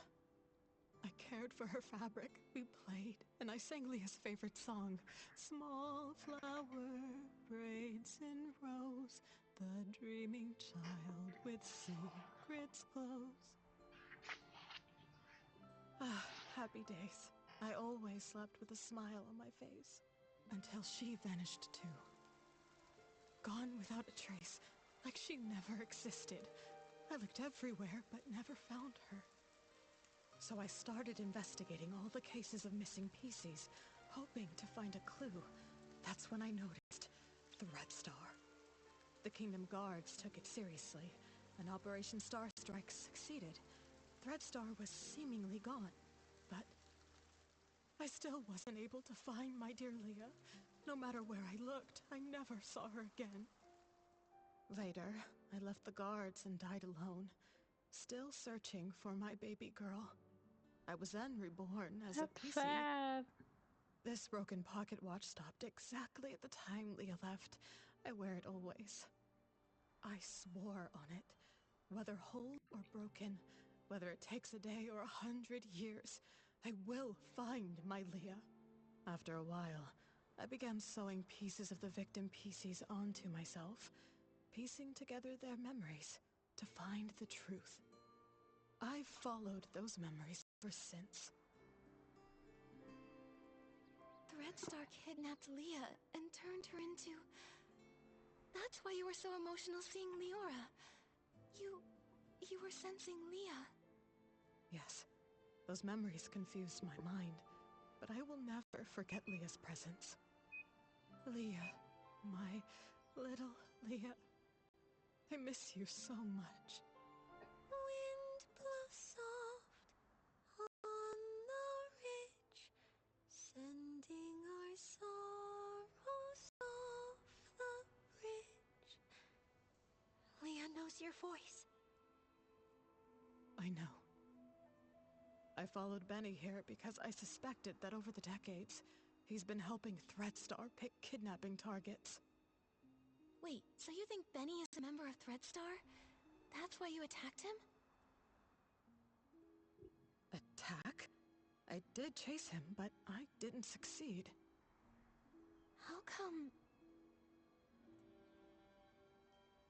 What a liar. Benny wasn't at the fermentation zone his first day at the estate. I found him there, but that was early on the second morning. Wait, that's the day after the first poisoning case. A whole entire day after Benny claimed he was attacked. His first day hiding in the estate, I couldn't follow him inside. The next day, I followed him to the fermentation zone, trying to catch him. I was distracted by a noise, probably one of his accomplices. He escaped, and I wasn't able to attack him. The so-called attack was just a setup. I understand now. We need to catch Benny quickly. Don't worry. Gordon asked Jenny to keep him locked up. Both he and Colleen have already been detained. Unfortunately, the PC who attacked Julie used some forbidden power to strike from a distance. I didn't see them, so I can't be sure if it was Benny. That's okay. You get some rest. I'll take it from here. I'm heading back to Ripple Estate to have a talk with them.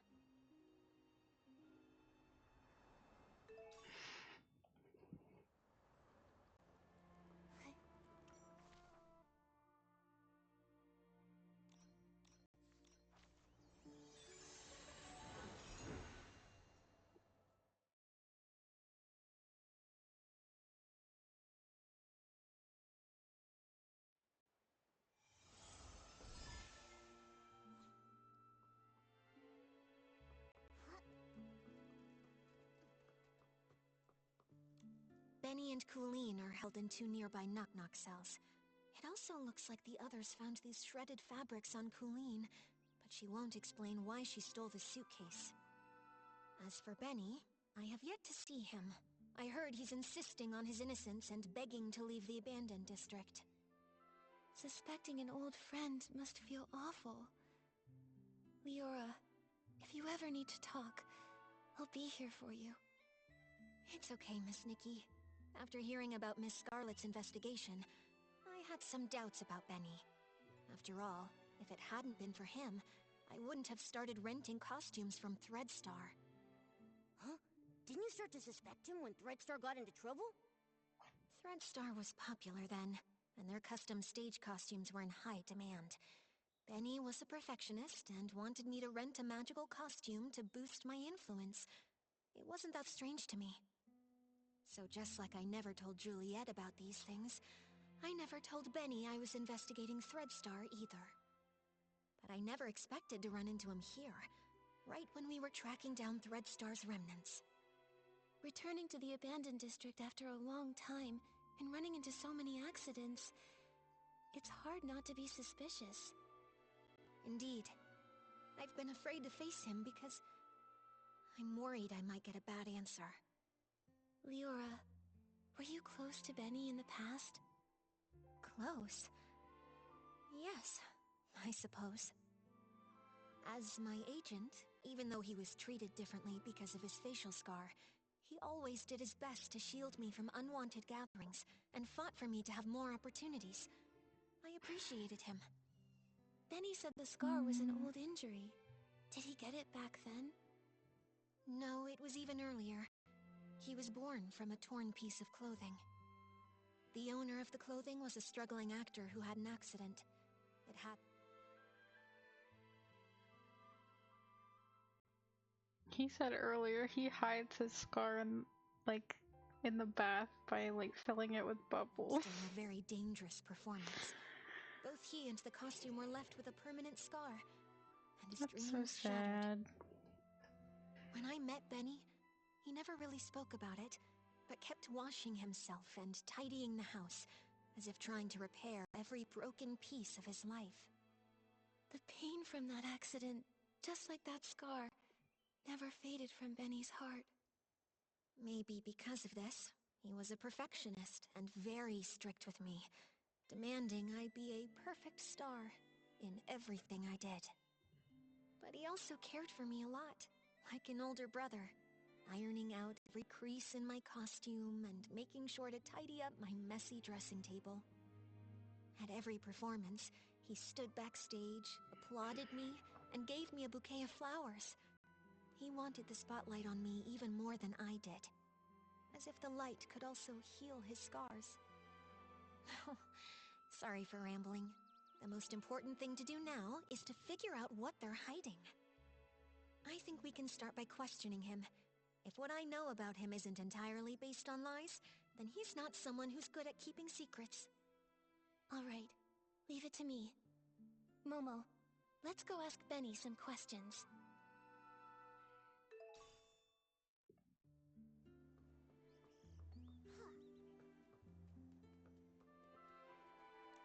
You again?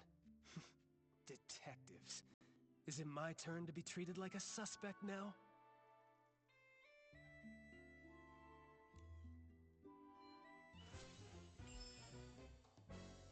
This is just a routine inquiry in the investigation, Benny. If you're truly innocent, I recommend that you cooperate fully and answer my questions seriously. Where were you when we were chasing Colleen in the Ripple wine cellar?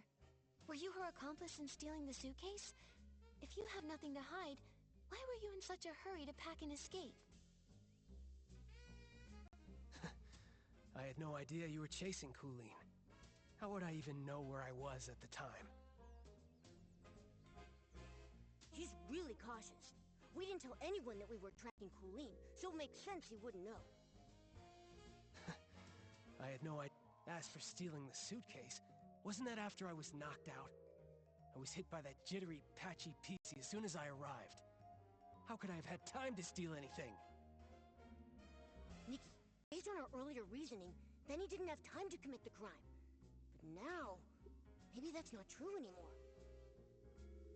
As for stealing the suitcase, wasn't that after I was knocked out? I was hit by that jittery, patchy PC as soon as I arrived. How could I have had time to steal anything?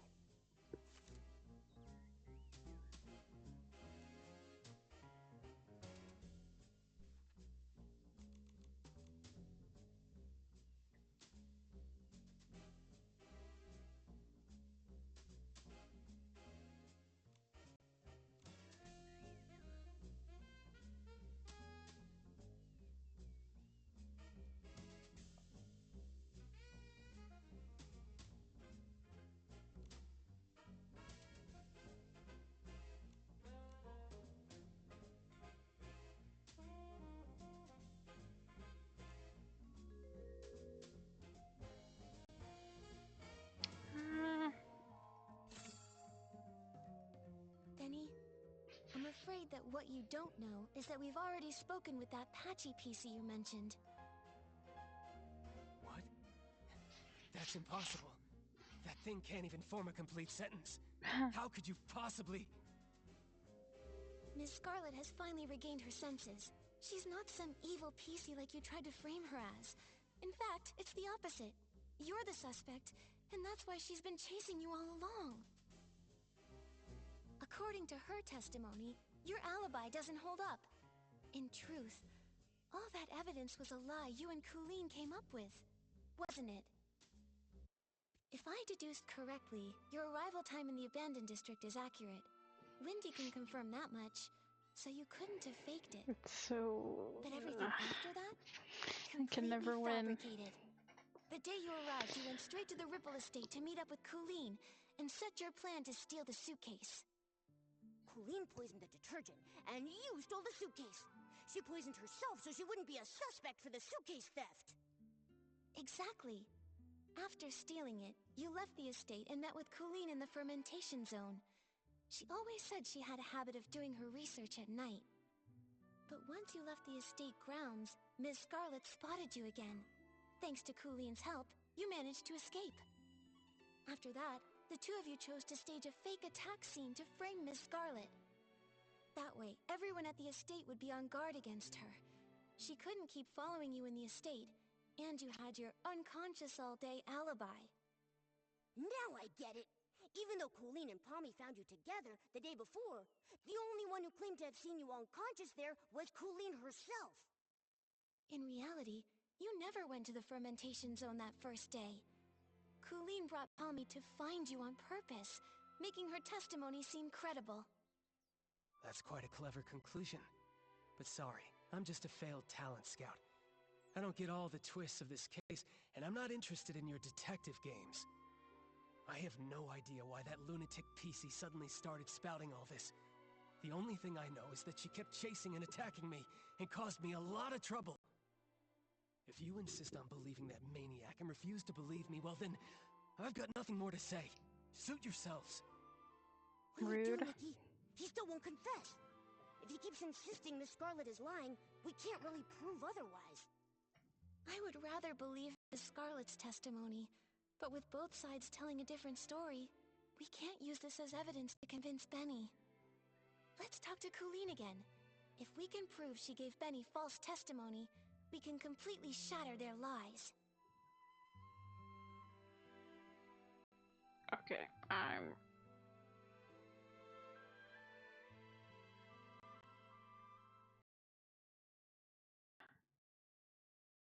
annoying. I need to have like a little thing up when I have to restart it.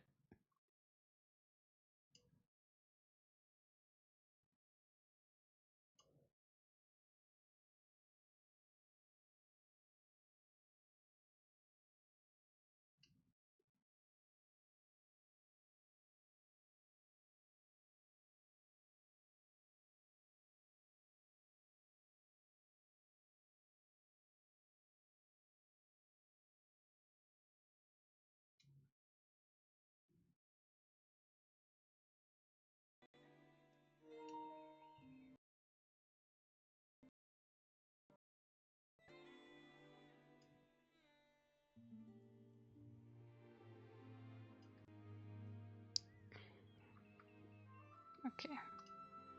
Marginally better.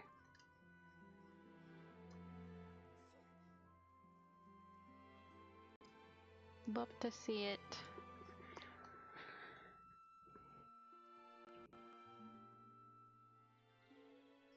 Okay. So, now you've sent a human and this little yellow furball. I'm not in the mood to talk. Oh well. Colleen, refusing to talk won't help. Since you had the guts to steal Madame Julie's suitcase, you should have been prepared for the truth to eventually reveal itself. Since things have progressed this far, you might as well cooperate and tell us your reasoning for stealing the suitcase. You're so gentle with the birds, so why stay loyal to a cruel organization like Threadstar? Steal a suitcase? Nonsense. You were chasing me so fiercely that I got scared and hid for my own safety, that's all. I didn't steal anything. Got red-handed, searched, and still spouting nonsense? Steal a suitcase? Nonsense. You were chasing me so fiercely that I got scared and hid for my own safety, that's all. I didn't steal anything.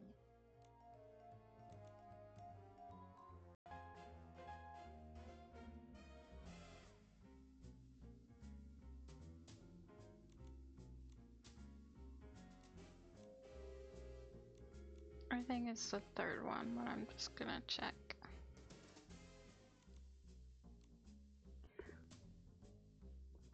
This looks pretty suspicious because she likes birds.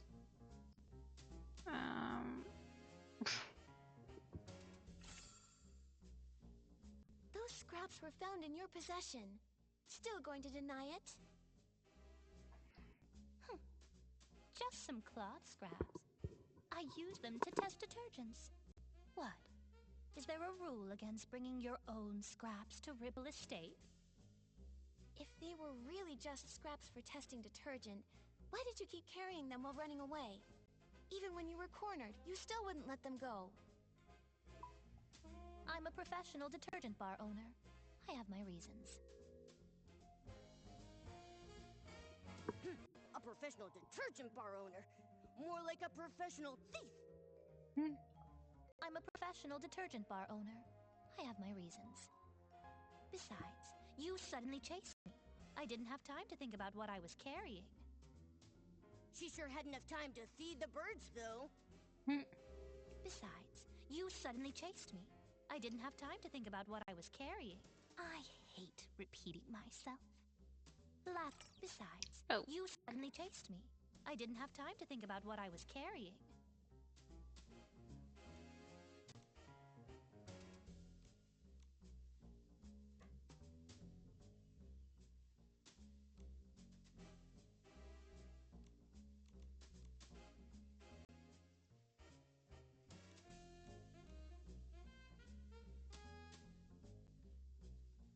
If you can't prove where these scraps came from, stop wasting my time.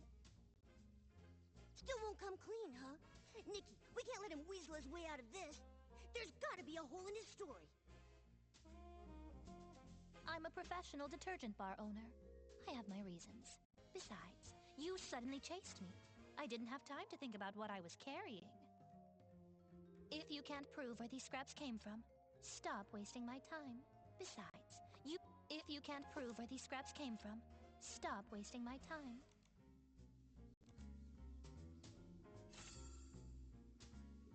Colleen, does this piece look familiar? We found it near Madame Julie's suitcase at Golden Fields, the one you didn't manage to take. If we compare this piece with the scraps we found on you, it will prove they're the same fabric. Or do you need to see a lab report before you'll admit it? I actually left a piece behind. Looks like you just admitted to being the suitcase thief. Now, one more question. Benny was your accomplice, wasn't he? His so-called coma was just your cover. He was never attacked at all, was he? And what does it matter if I am the suitcase thief?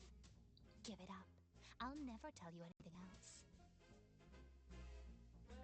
She's so arrogant! My claws are itching! And what does it matter if I am the suitcase thief? Give it up. As for Benny, I'd never seen him before I came here. And I'd never bother faking evidence for him. She still claims she doesn't know who Benny is. Nikki, is there any way... As for Benny, I'd never seen him before I came here. And I'd never bother faking evidence for him.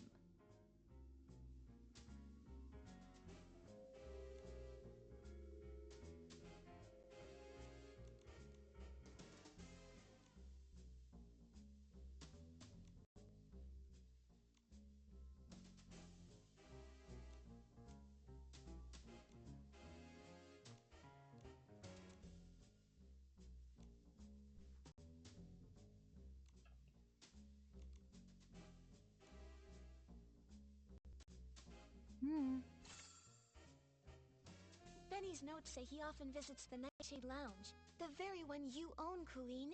He even pays monthly tabs. A hands-on bar owner that goes as far as to personally test detergents and even carries around test fabric scraps just in case. And yet you claim to never have met someone who's obviously a regular customer of theirs. What a liar. That fool. Of all the things, how could he drop this page? Stupid. Utterly stupid. It's over, Colleen. No denying it now. You and Benny were a team, poisoning the Dawn's First Light detergent just to steal that suitcase. Why?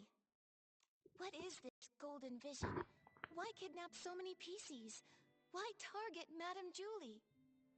Don't you think enough PCs died already? Colleen, it's not too late. Tell us the truth, and we can stop more PCs from being lost. Fine, I do know Benny.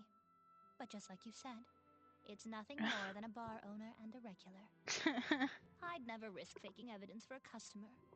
And even if he came fairly often, I never liked that man. What a pretentious fool. What do we do, Nikki? This is the most stubborn PC I've ever seen. She's still not telling us anything. If she refuses to talk, we have no way to keep investigating. Momo, we need to find a flaw in her collaboration with Benny. Maybe we can start from here. Could Benny's journal page reveal more clues?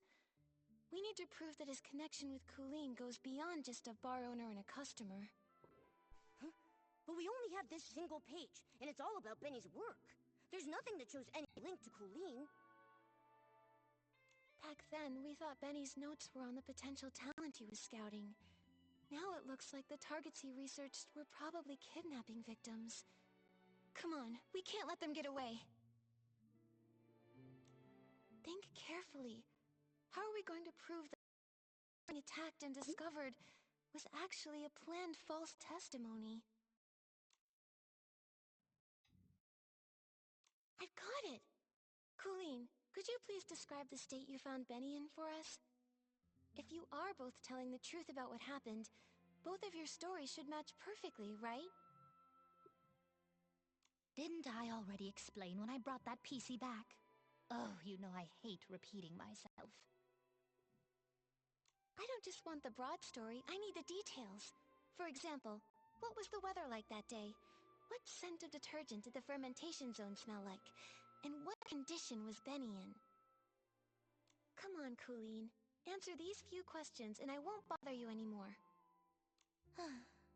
Fine.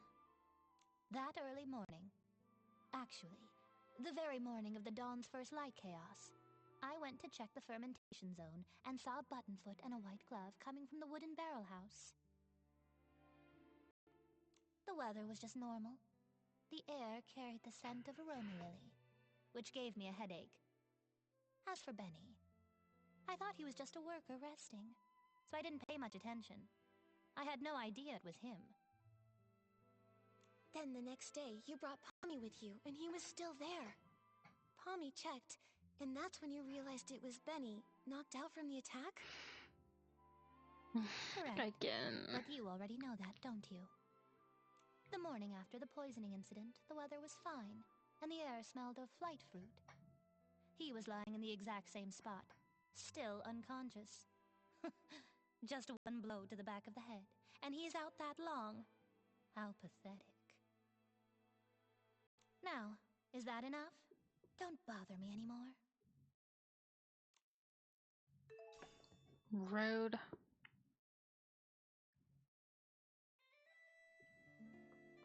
The freaking quality. Come on. Is this ever going to end? I want to go home, you hear me? Home!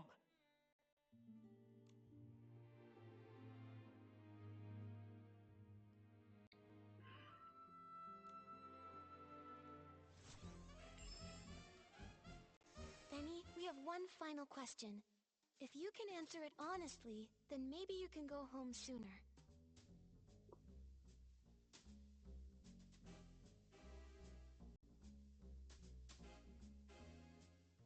Why does it look better on my stream?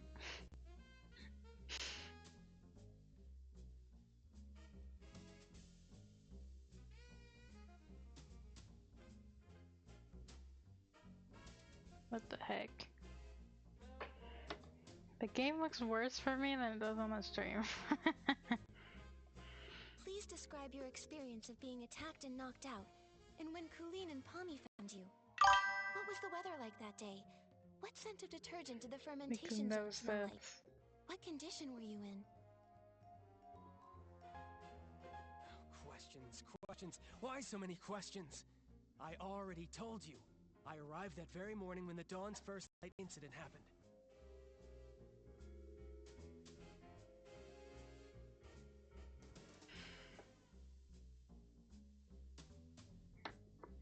Maybe Twitch like smooths out all the rough edges that like happens when it's pixelated. I don't know.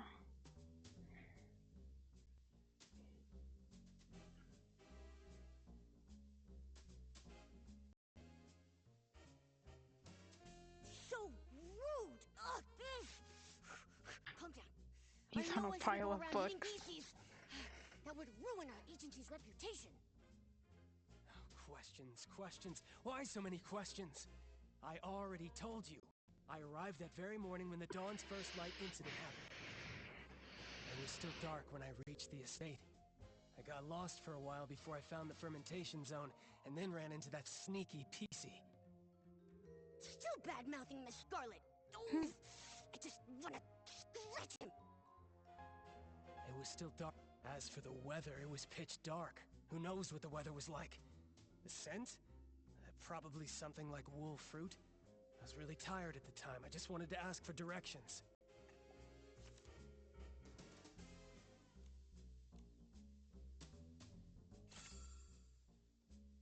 Is that all true? Because that's not at all what Colleen said. Take a closer look. Her account of the first time she saw you doesn't match yours at all.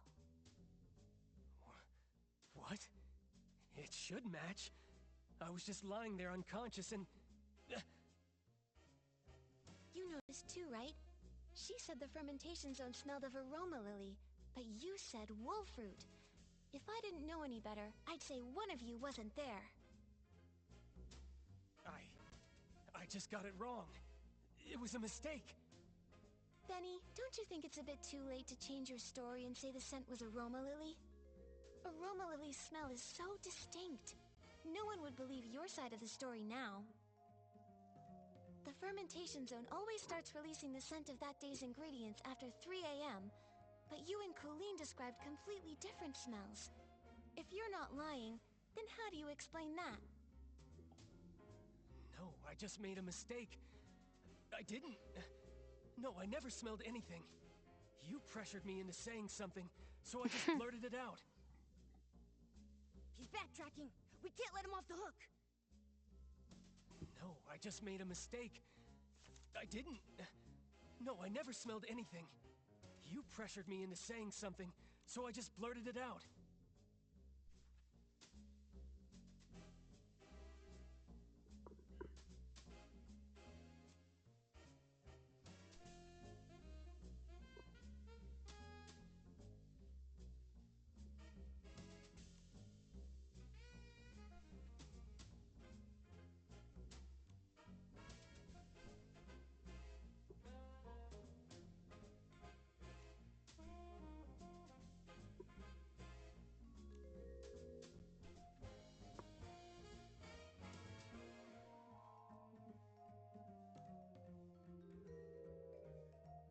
Wait, I remember.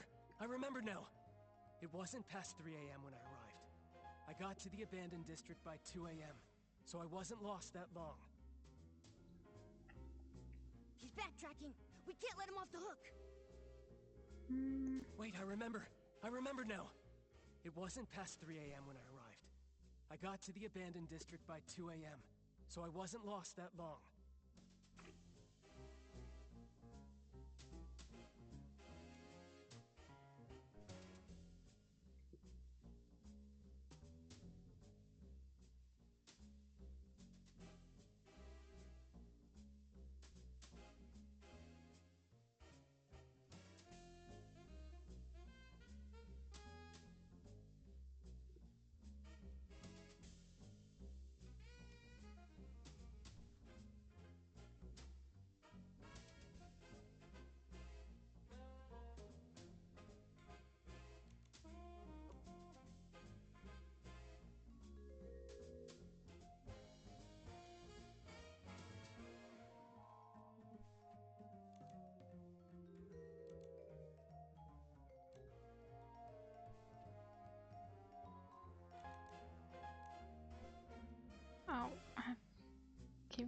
same one.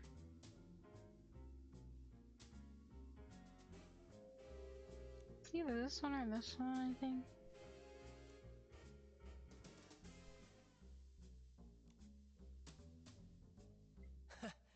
There's no way I would be foolish enough to say what I smelled was actually Did aroma. I not? I'm not lying. I just misremembered the facts. Wait, I remember. I remember now. It wasn't past 3 a.m. when I arrived. I got to the abandoned district by 2 a.m. There's no way I would be foolish enough. Wait, I remember. I remembered. I wandered a bit after that, of course, but not for long. Then I saw that crazy PC's pocket watch. It read 2:30. Wait, I remember. I remember now. It wasn't past 3. I wandered a bit after that, of course, but not for long. Then I saw that crazy PC's pocket watch. It read 2:30. Oh my god, my dog. I think I'm gonna have to let my dog in. She's whining.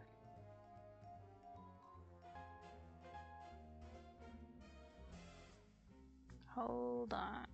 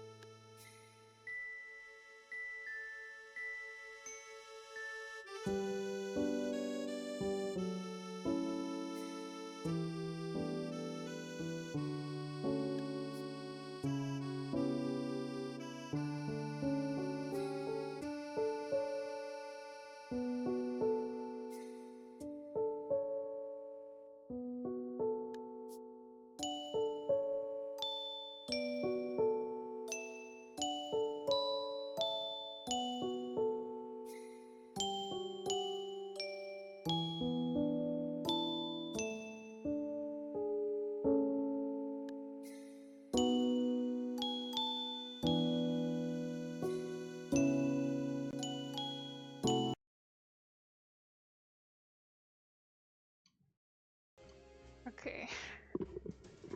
Just had to run up and down the stairs really fast.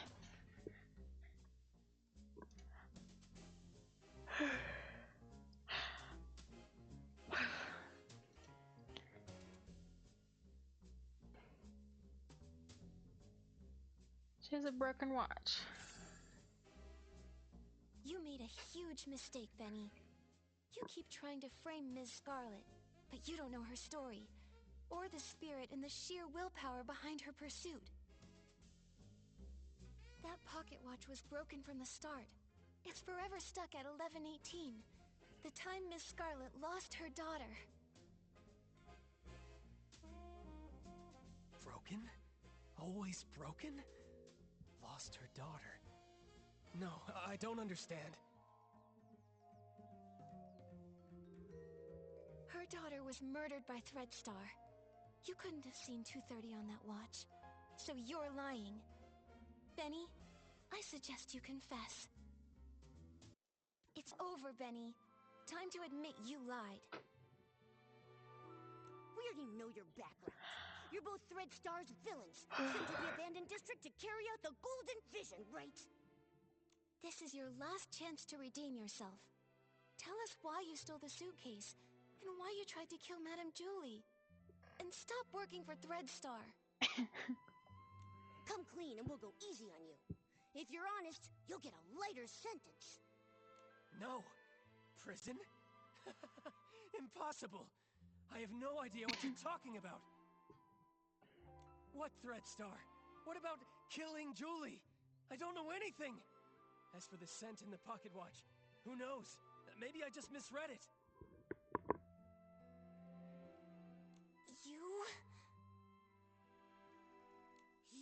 You're just the type who won't cry until death's staring you right in the face. What evidence do you have that proves I work for Threadstar? Show me. How can you verify that I helped Colleen steal the suitcase? You caught her, right? You should find the suitcase and the cloth on her. If so, then lock her up! You're ruthless. Your ally doesn't matter to you at all? Why should I care about what happens to her? I just want to go home already. I don't want to stay in this place for another moment! Go away, detective. Without solid evidence, don't expect to hear another word from me! Nikki, looks like they're both refusing to cooperate. We should figure out our next move. Keep coughing. Should I got a cough drop?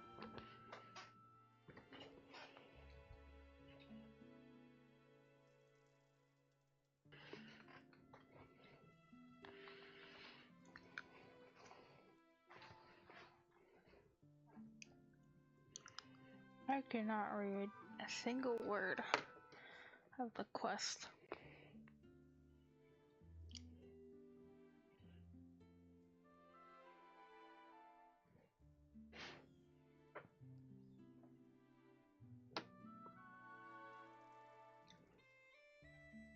It's so bad. Phew.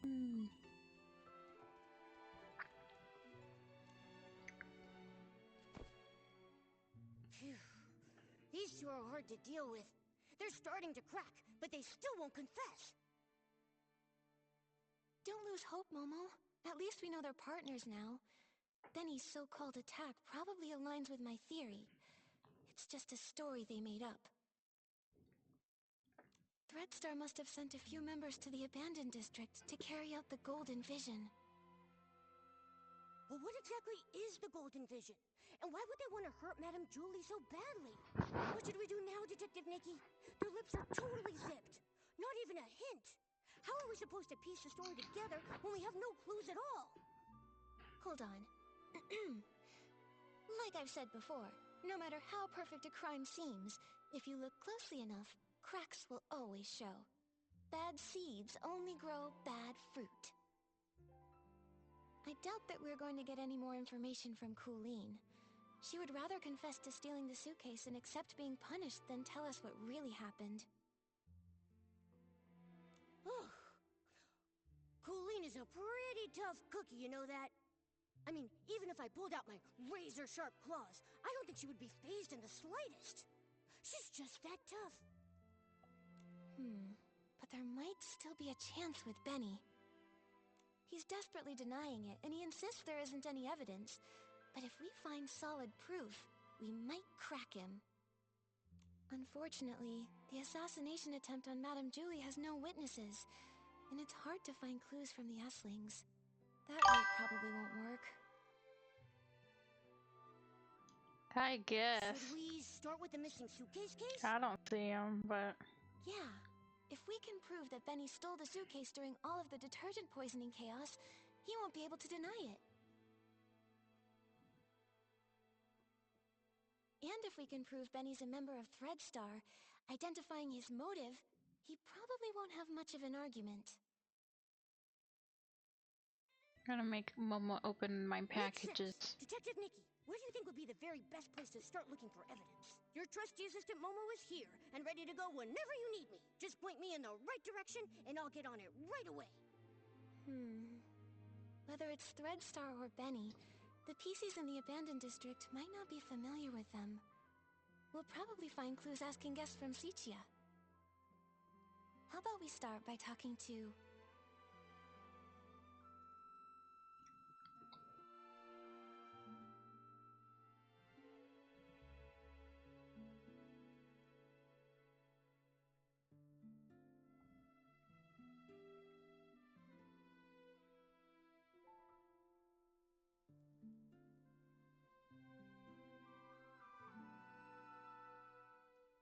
Mr. Leon.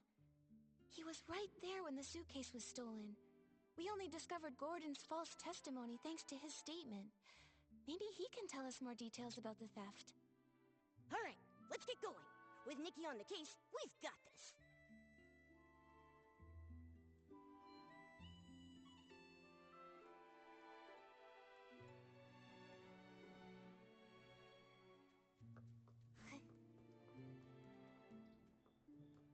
I cannot even see the map. How do I get over it?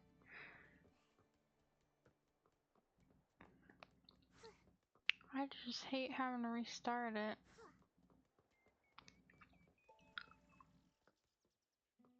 I have to though.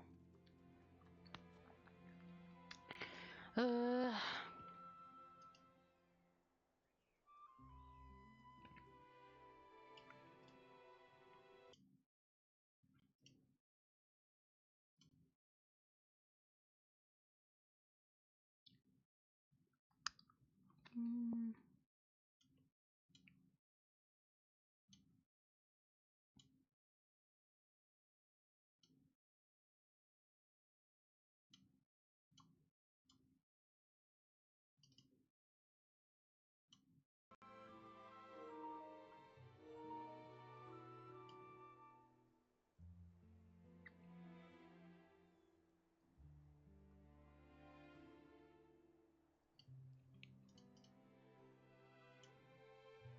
Oh my god, that is a massive image.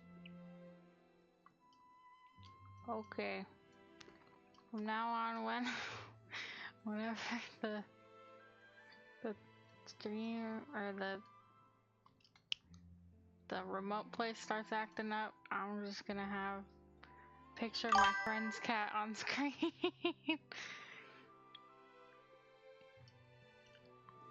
To make the void more bearable.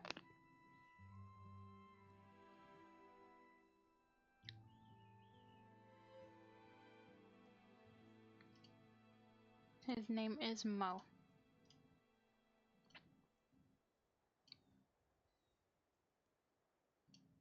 Bye, Mo. Oh my gosh, why do the flowers look like that? Okay.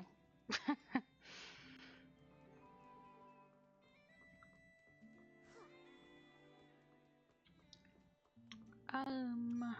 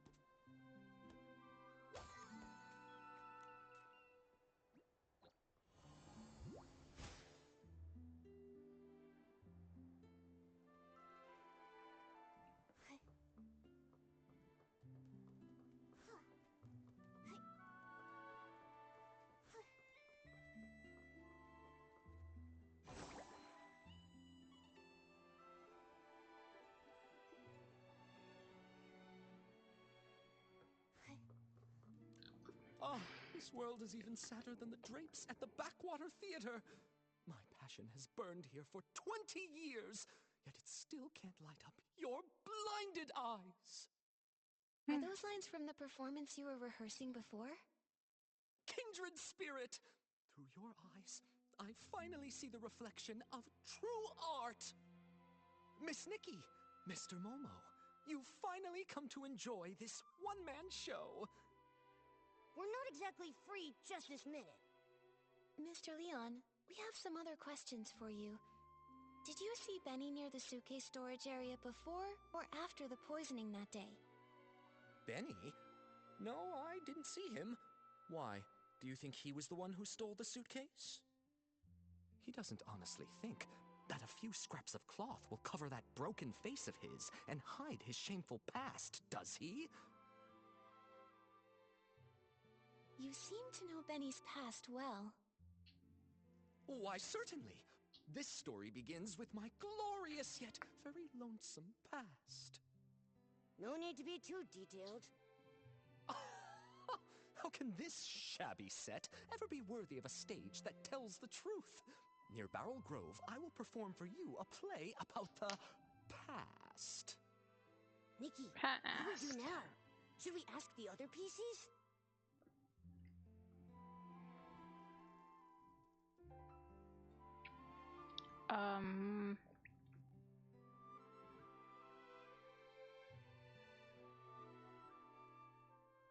Let's ask Leora again. Benny used to be Cersei's agent, so she probably knows the most.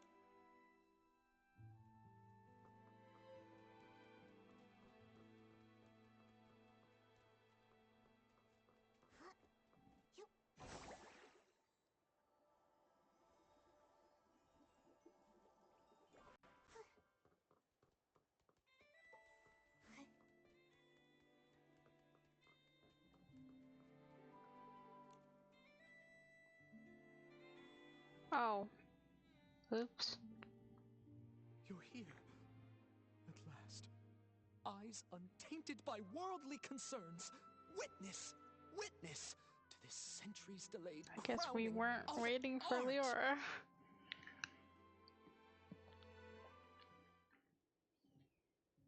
A boy more fragile than an unfinished script. When he arrived in Sichia, his dreams were even bigger than the city. Even though he had already become a piece of living art, that era of foolishness trailed behind his shadow. On snowy nights, his monologues put the basement's hairband slugs to sleep.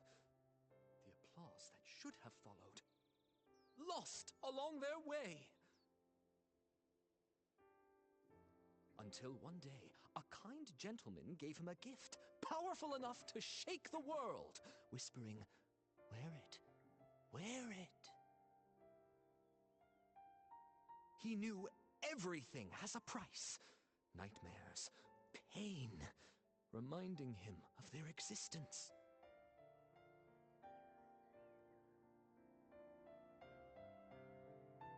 He went back to perform the full submission again and again in hopes to awakening this ignorant era. But he fell, forever left upon the platform leading to his dreams. Could that man be from Threadstar? Ugh. So they used everyone's dreams and it cost your life. But, what does this have to do with Benny?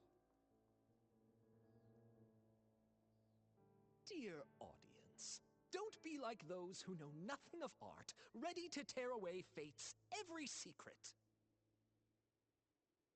Intermission time! Shall we have a little preview of Act 2? Look at you, such furious faces. Surely you've seen through the gods' twisted little trick. Such pitiful jealousy, too afraid to let the true starlight fall upon me. 100 years imprisonment with forced labor.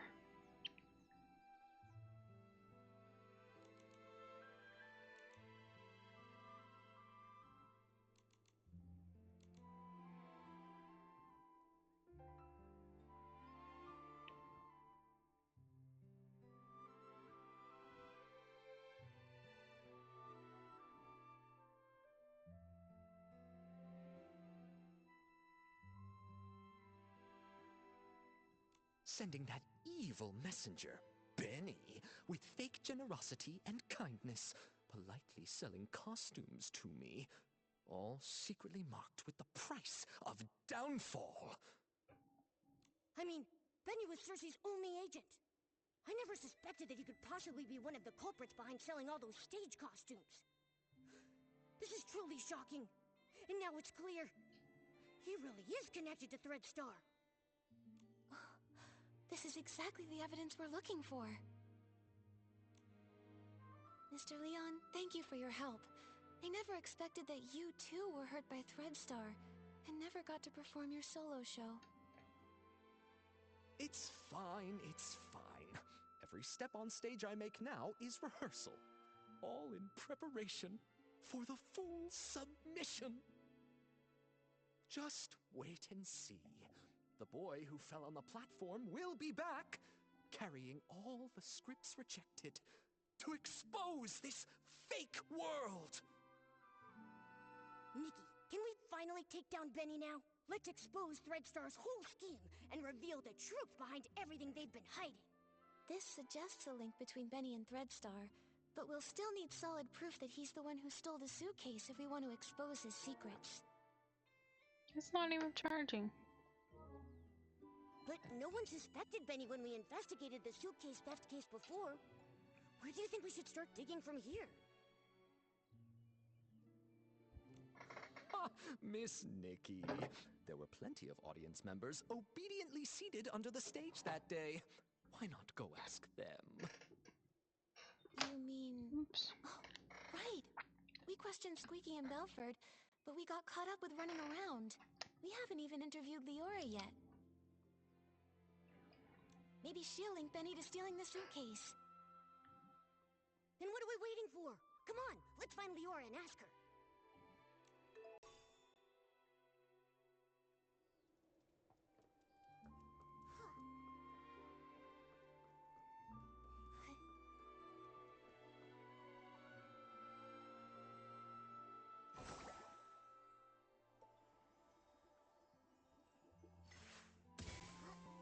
I think I was here.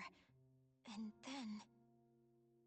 Leora, are you recalling what happened the day the suitcase was stolen? Miss Nikki, yes. While you were all busy with the questioning, I just stood by, doing nothing. I felt so ashamed. I thought that if I could recall some overlooked details, maybe I could help. That's fine. In fact, we were thinking the same thing. We came to hear more about that day in detail. Of course. As always, the first to receive the dawn's first light that morning were the on-duty staff, so they would be able to quickly return to their posts. After I applied it and was about to head back, I noticed some staff were already showing symptoms. I had a bad feeling, so I ran here, hoping to meet Gordon. When I arrived, I saw Squeaky pressing juice there. She's usually really energetic, but at that moment she seemed unusually agitated. If you say so, it really sounds like she must have already been hallucinating back then. She was talking about flying fruits, runaway bags, all sorts of impossible things. At the same time, I saw Belford approaching. He carried a bunch of detergents, but was already unsteady. It sounds like Belford was about to hallucinate too. I wanted to help him, but I quickly started to feel dizzy myself, stumbling and bumping into him. Lots of detergent spilled. The smell was strong. Oh, this must be the fragrant fireworks Belford told us about. What then? And I started hallucinating too. I can only remember some fragments. A yellow bulkhead with two blue-purple horns, wearing a blue-purple jewel on his neck. Well, I thought the bulkhead might charge. While dodging it, I bumped into a sack, and I think I may have cracked it. Do you think that bulkhead could be Belford? I remember his yellow hat having two blue-purple patterns.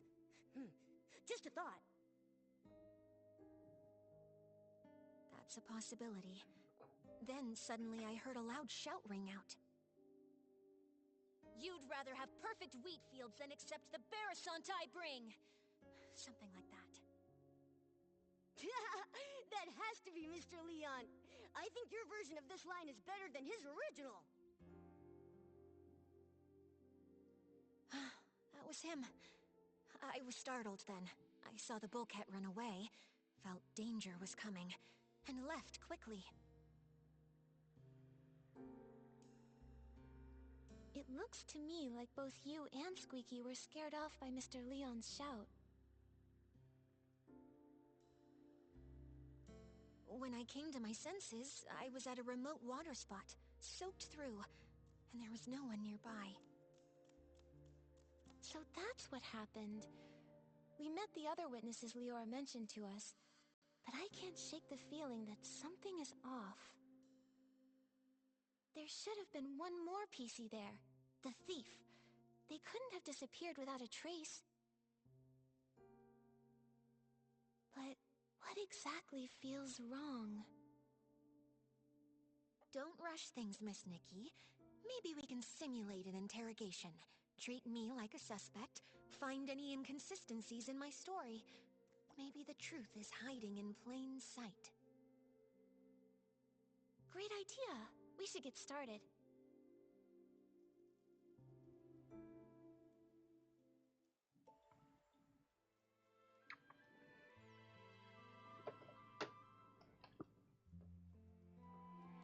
Ready, Miss Nikki? We'll start when you are.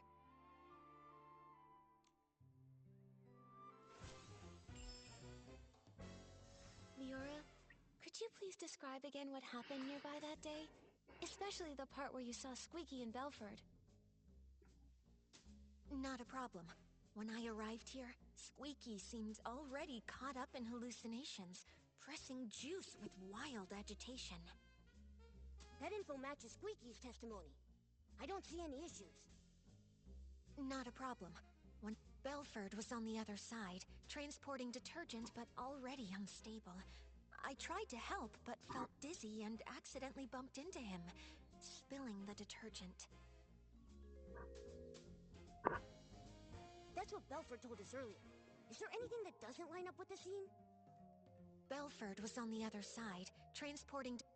After that, I fully slipped into hallucinations and fought with an imaginary bullcat.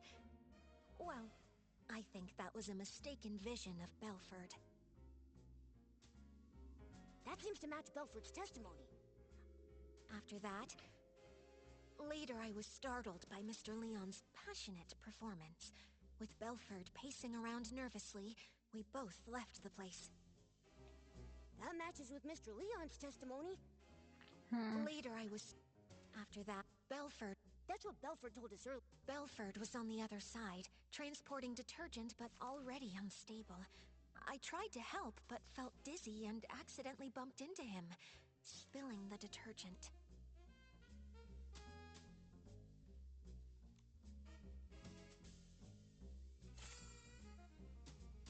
Got it. Leora testified that she bumped into Belford and accidentally spilled detergent all over the place. Since both of the hallucinating PCs left after that happened, there's no way they could have neatly arranged the detergents found in the corner. But last time we investigated here, we saw lots of organized detergent bottles near where they bumped into each other. Someone stood the bottles back up, and that PC who did so is very likely the culprit. Miss Nikki, please let me examine these bottles. This one's scent. It's Benny. Why do you think it's Benny? I'm not sure you remember, but I mentioned when Benny was my agent, he was incredibly attentive, helping me organize clothes, even tidy my dressing table. Scripts I carelessly left lying around would be stacked neatly, and any makeup I may have spilled on my desk would be arranged just like these detergent bottles. I should mention, this detergent scent is the one Benny usually uses. We often see Benny washing his hands. It seems he always carries detergent with him. Yeah, although this fragrance he usually uses is quite common and very mild, when placed alongside these other nearly scentless detergent bottles here, you can still figure out the difference between them. Moreover, only this bottle has been slightly used, and the bottle's cap has an extra seal ring inside of it. That's Benny's signature. If Benny stole the suitcase, after doing the dirty work of lockpicking, he'd want detergent to clean his hands. I now suspect that the big sack I accidentally bumped into, after being startled by Mr. Leon's performance while I was hallucinating, was actually Benny. Benny was washing his hands while he was also startled by Mr. Leon, bumped into you, and dropped this detergent? Exactly. That's definitely possible. But so far, it's just speculation based on Benny's habits. It's hard to prove. Exactly. And since this detergent is so common, Benny could easily blame another PC for leaving it behind. I think we'll need to dig a little deeper. This interrogation simulation has been really helpful to us, Leora. If you can keep assisting us while we clear things up, we would really appreciate it. It would be my pleasure.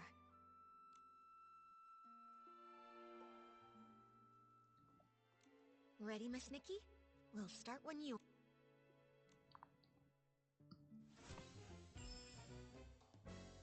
If this bottle of detergent with a different scent really was dropped by Benny... Oh, I see. In that case, there's still one suspicious detail. When Benny was looking for the detergent that he had dropped, he tidied up the spilled bottles by force of habit. But if he had the time and energy to do that, how could he have not taken the detergent he actually dropped?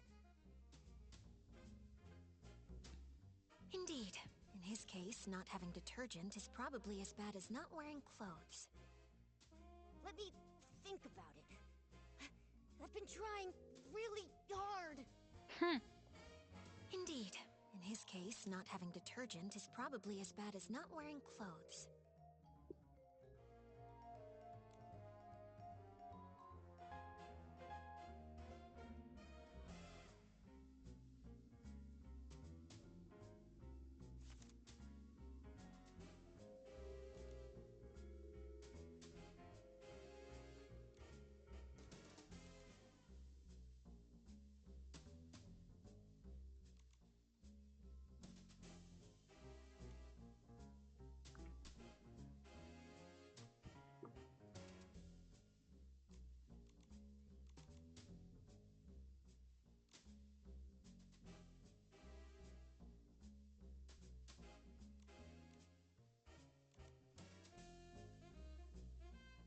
I think maybe he did take a bottle of detergent, just the wrong one.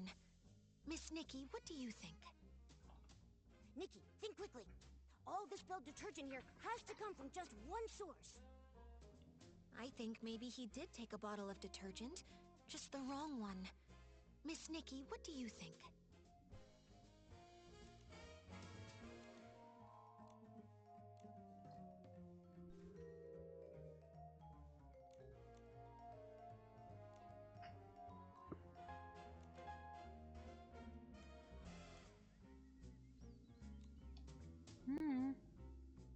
This might not...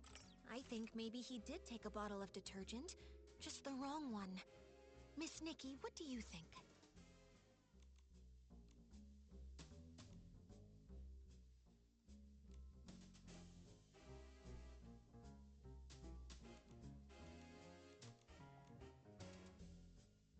This might not be real.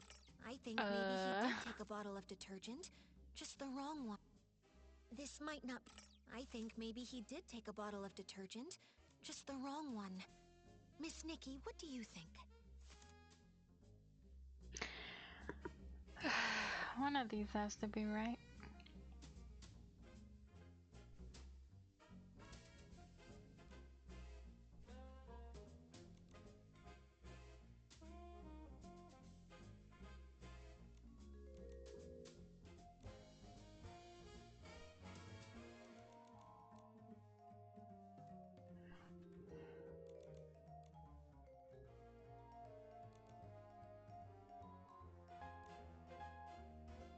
Indeed. In his case, not having detergent is probably as bad as not wearing clothes. This might not be... Indeed. In his case, not having detergent is... This might not be related.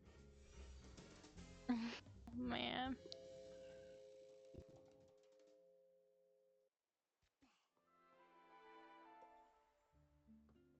Ready, ma-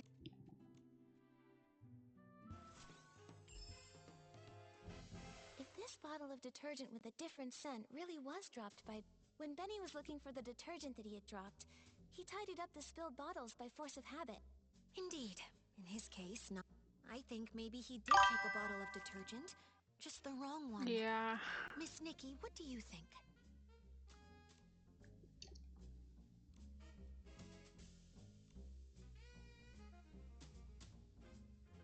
No, I already did that one. I'm just gonna do the ones that I haven't done yet. I think maybe he did take a bottle of detergent, just the wrong one. I remember Belford mentioned that the only detergent he's been transporting recently is the Super Duper Palmed detergent. It doesn't smell like anything, and matches the characteristics of these detergents. I see. Since the bottles all look alike, and the scent difference is minimal, it doesn't surprise me that he grabbed the wrong detergent in a hurry. Even if Benny did grab the Super Duper Palmed detergent by mistake, he probably realized it a long time ago. If he's already thrown away that bottle, we can't investigate further. Maybe we can find supporting evidence from other testimonies. Have other witnesses seen anyone with a distinctive appearance in their hallucinations? Like how I saw a sack with a big tear.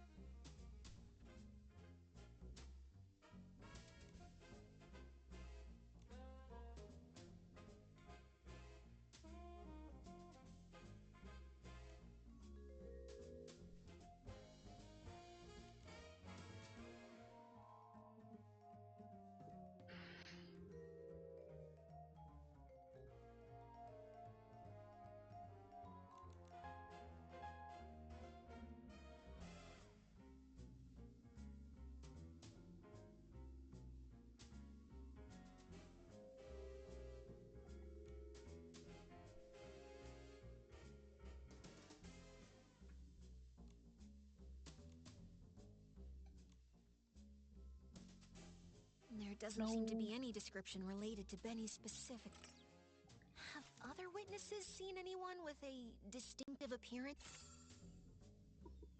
Oh, Squeaky said she saw a big sack split open after being scared by another noisy sack. Maybe what she actually saw was Benny, who got a big shock from Mr. Leon. That's definitely possible. Looks like I'm not the only one who saw a hallucination resembling Benny. So the truth has been right in front of us all along. We just didn't see it. Oh. Great! Now we have both the detergent he dropped and the descriptions mentioned in everyone's testimony. Nikki, can we go interrogate Benny now? I'm still a bit worried. Will these ambiguous pieces of evidence really make him confess? I also feel something's missing. From what I understand of Benny, the more stressful the situation, the more eloquent he gets. We've seen that behavior before. Even with a mountain of evidence, he just keeps arguing. Hey, could this be a trait of a showbiz manager? Huh, you could say that. In the ruthless entertainment world, it was a skill he really took pride in. Given his personality, when faced with this evidence, he'll probably claim he was poisoned and ran to the scene, but he'll firmly deny touching the suitcase. Yeah, I can picture that. Looks like we need solid proof to show he did actually come into contact with Madame Julie's suitcase. Leora, please help me one more time. Just one last interrogation simulation.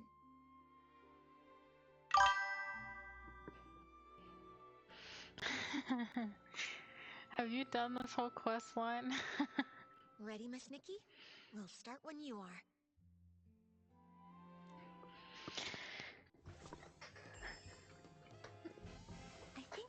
is right here. Oh How can we gosh. prove that Benny made contact with Madame Julie's suitcase? To prove that, we need to find marks on the suitcase that only he could have left.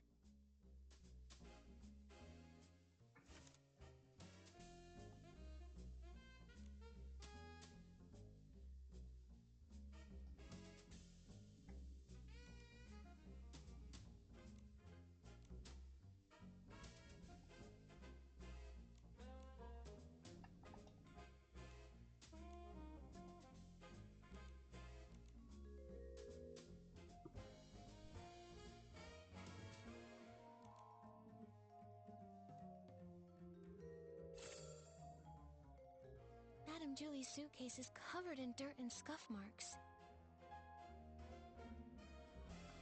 If Madame Julie saw it, she'd be upset for sure.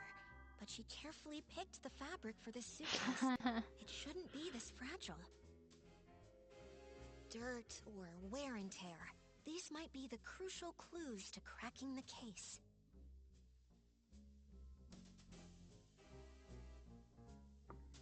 Maybe you can cheat off me.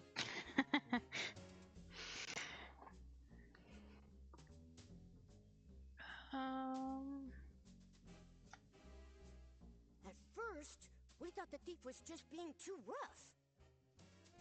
Dirt or wear and tear. These might be the crucial clues to cracking the case. I mean, it looked pretty pristine before. Unfortunately, this doesn't prove Benny touched Madame Julie's suitcase. Dirt or wear and tear. These might be the crucial clues to cracking the case.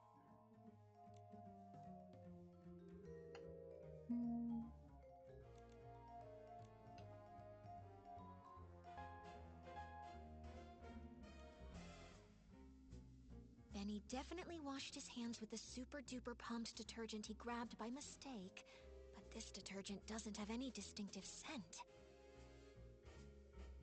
Ugh, if he had used super-scented palms, we would have caught him, just like Tommy. Benny definitely washed his hands with the super-duper pumped detergent he grabbed by Besides the scent, what kind of flaw could super-duper palmed possibly cause? I remember the effect of super-duper palmed is very special. Besides the scent, what kind of flaw could super-duper palmed possibly cause?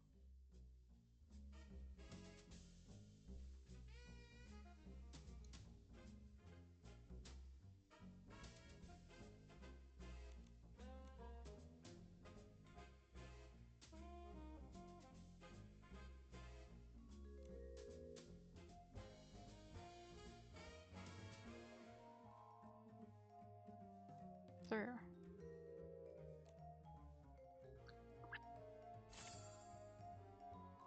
Alan once told us that Super Duper Palmed can amplify the effects of other types of detergent. So powerful that the estate won't even sell it to any outsiders. That's especially true when it's combined with One Breath Bliss and One Wash Fresh detergents. So that's it. Madame Julie's suitcase has always been maintained with One Wash Fresh, and that detergent has deeply soaked into the fabric. That's why Gordon could make a special tracking reagent to help us find the suitcase. But when One Wash Fresh is mixed with Super Duper Palmed, it becomes a detergent with cleaning power that's too strong. The marks on the suitcase aren't from wear, but damage caused by washing. Oh, during the theft, the suitcase was covered in dirt, and Benny washed it with the detergent he had on hand, but the two detergents combined, damaging the fabric. Exactly. It's probably because he realized the fabric was getting damaged that Benny didn't dare keep cleaning. Otherwise, with his obsession for cleanliness, he wouldn't have tolerated so much dirt still on the suitcase. Leora, could you help think this through? With this evidence, is there any way he could still deny it? Considering Super Duper Palmed is not officially sold outside the estate, this evidence is quite conclusive. He's got nowhere left to run. Considering if he were desperate enough to fight back, Maybe he would try to claim the marks were there before the theft?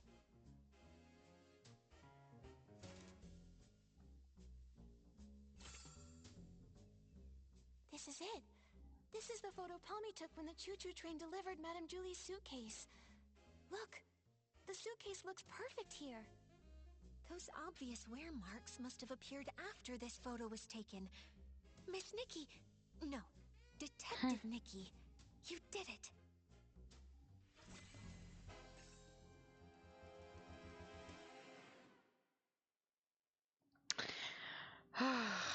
Now we're gonna interrogate Benny.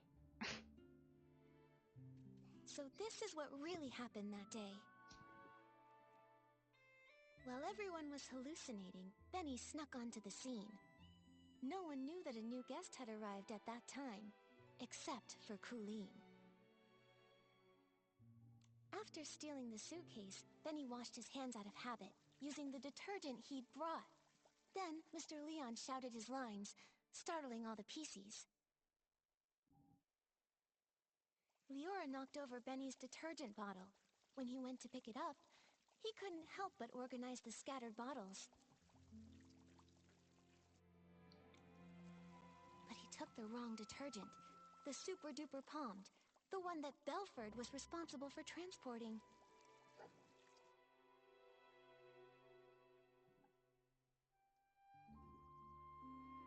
Benny left with the wrong detergent and the suitcase. The estate was chaotic during those few days, so no one saw the detergent bottles lined up in the corner. Later, because the suitcase was so dirty, he tried cleaning it, but didn't expect the reaction between Super Duper Palmed and One Wash Fresh already soaked into the fabric would wear the material down. Bad seeds only grow bad fruit. Eventually, he left behind a flaw. Why did he choose this path? He cares deeply about his wounds, yet he joined Threadstar, tearing apart his own kind. Leora, we still don't know how deeply Benny's involved. Let's talk to him first, before we make a call. Yeah. Although he definitely helped steal the suitcase, we haven't found any other clear sign of wrongdoing. The ledger isn't his, and the Golden Vision notes aren't with him either. He already served a century in prison and got hit by his own accomplice. Before we jump to conclusions and decide whether he's truly a bad PC or not, we need to gather all the facts, piece everything together, and see the full story for ourselves. Prison? I guess I didn't know everything about him. Actually... It's fine, Mr. Momo. Thanks for helping uncover the truth. If Benny really is a key member of Threadstar and tried to harm Madame Julie, I'll personally bring him to justice. Even if he's got his reasons, or if he introduced Threadstar to me, even without meaning to, I want to hear it from him directly. Right. Before we find Benny, let's take this suitcase to Alan's for an inspection. With a professional detergent expert's report proving that 2 detergents made these marks, our interrogation will be stronger. Alright, let's go! With Nikki and Momo on the case, and Leora helping out too, there's no way we can fail. We're definitely going to catch him.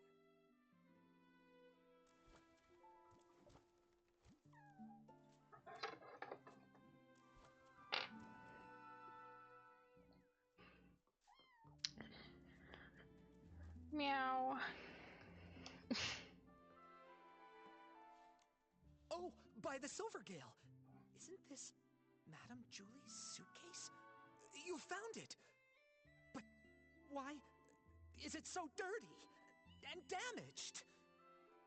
The Sovereign of Sexy should always be elegant, charming, and flawless from their head to their toes. I can't stand seeing this! Actually, we wanted to ask you about the damage on the suitcase. We're wondering, could it have been caused by detergent? Well, you have certainly come to ask the right person.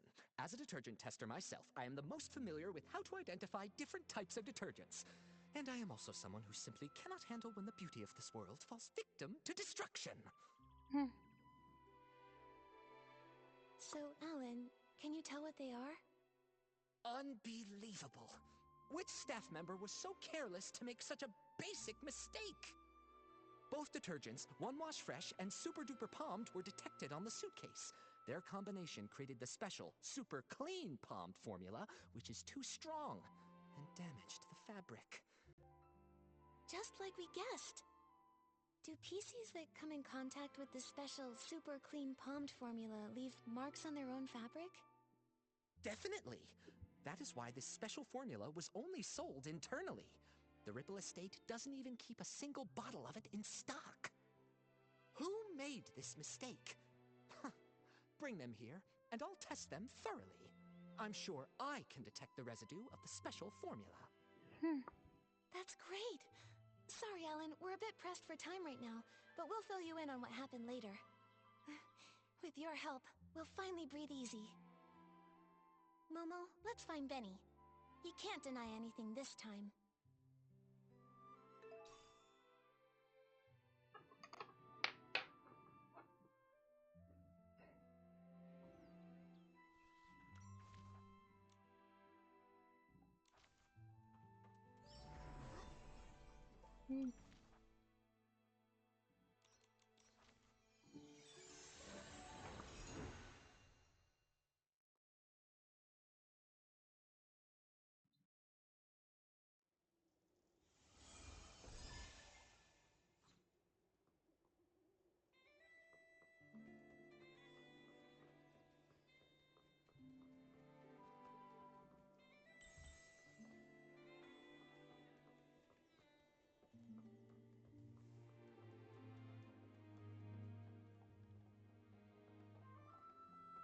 Oh, he's down here.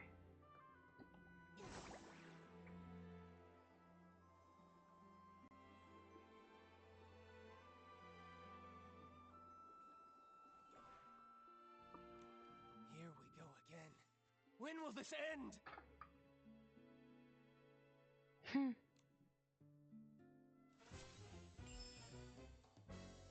Benny, we've brought solid evidence this time. There's nowhere left to run. Tell us everything about Threadstar's plot. No way. You're just trying to trick me. You really think I'd believe you? It's the end of the line, you little rag. No way. You're just trying to trick me. How many times do I have to repeat myself? I've got nothing to do with Threadstar. So desperate that you're spouting obvious lies? Detective Nikki, finish him off! How many times do I have to repeat myself? I've got nothing to do with Threadstar.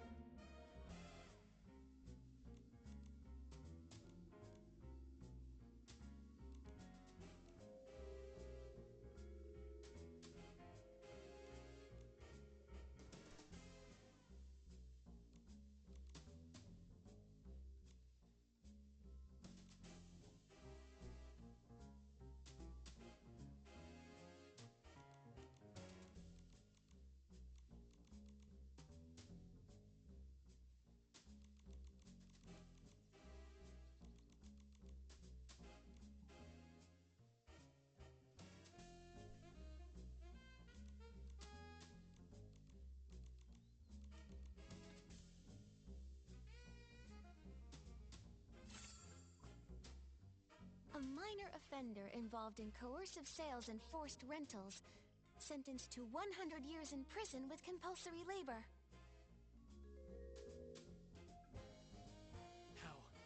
How did you find this? Don't bring that up. No!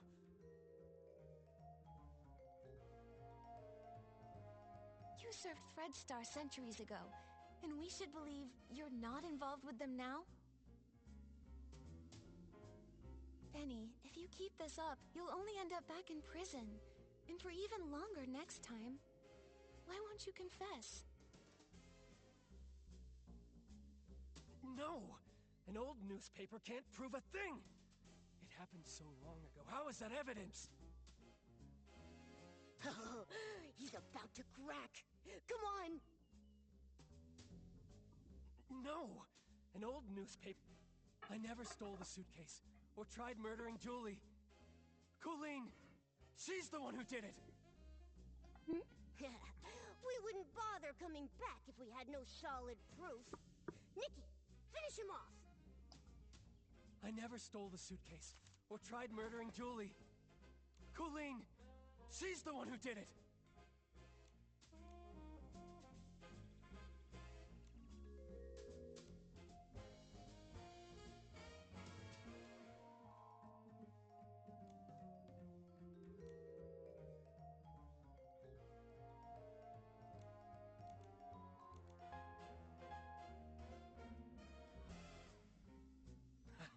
No proof?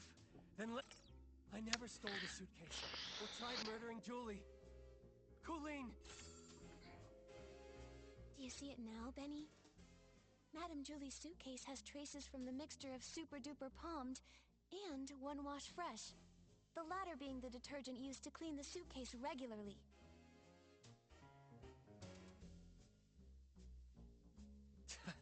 So what?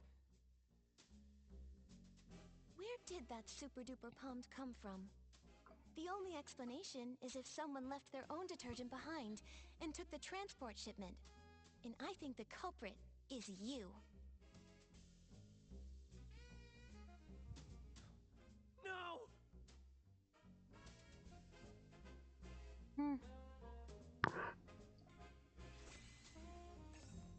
Oh, that's all it took. Actually, we've got another crucial piece of evidence. If a professional investigator examines you, they'll tell whether you're truly as clean as you claim. Maybe you ended up just as over-clean as the suitcase after coming into contact with the same mix of Super Duper Palmed and One Wash Fresh. Enough! Enough! Stop talking about things I already know! I know I damaged the suitcase. I know I hurt the PCs. I know I'm an accomplice, but I've already tried to break away. Why can you just not let me go?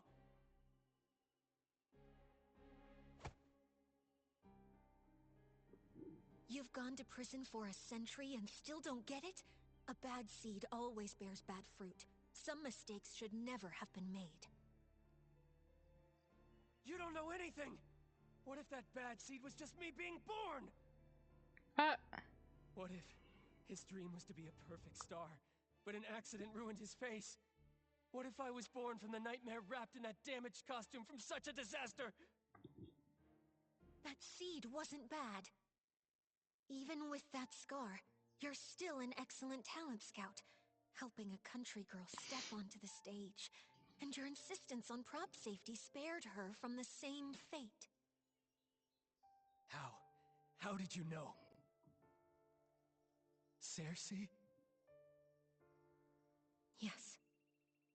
I've always wanted to ask her something. If I had not insisted on the original schedule that day, would she never have fallen? She was doomed to die. She was investigating Threadstar's costumes and was targeted. How come? No, I should have known. I rented those costumes. I just didn't dare to think about it. I always... After I got out, I was a ragged scrap with a 100-year sentence, shunned by everyone. Only Threadstar gave me a chance to keep creating perfect stars. So I told myself it was okay, that I was just a fringe PC on the sidelines. I stole the suitcase, but I didn't want to think about what was inside it. I kidnapped the PCs, but I didn't want to see what happened to them afterward. A crime is still a crime. No matter how you tried to dodge it before, this time you still bared your claws at Madame Julie and tried to kill her. I didn't. I'm not qualified to do such an important mission. Coolin assigned my tasks. She didn't even tell me Julie was still alive. Julie was still alive. Leora, do you remember that when we were investigating in the Ripple wine cellar, Colleen said that too? She did. She seemed unaware that Julie faked her death. The attack on Madame Julie... Could the real mastermind still be hiding in the abandoned district? We need to ask Colleen again. She won't cooperate. She joined Threadstar to find her missing twin brother. That's the only thing she truly cares about. Missing? What else do you know about Colleen? She'd rather talk to birds than to other PCs. Maybe because she once had a celeb crow named Cece. She's always been closer to those birds than PCs. Cece? Could it be... This scarf! Tommy said Mr. Simon and his sister once raised a celeb crow called Cece together.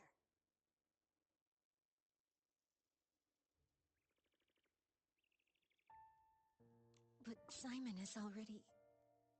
Leora, would you be able to visit Tommy and borrow Mr. Simon's relics? I think we have a lot to discuss with Colleen now. Okay, I'll be right back. You'd better help her see things clearly. She doesn't need to live the way I did. There's just one more thing, Benny. The regret from back then shaped who I am today. A patched-up me. Someone with courage and patience, no longer afraid to face the truth. All the wounds, regrets, mistakes, everything is fixable. I hope you can forgive your own scars.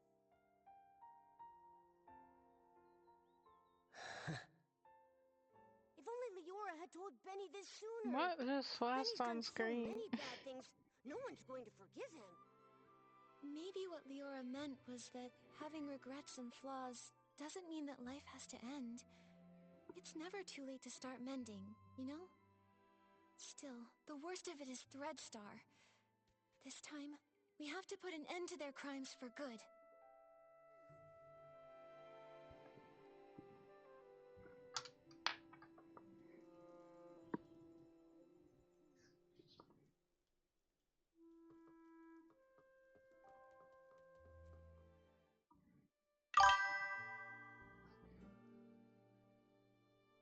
This Hello again. Ask away. You're wasting your time. That's where you're wrong. We've discovered something we'd like to show you.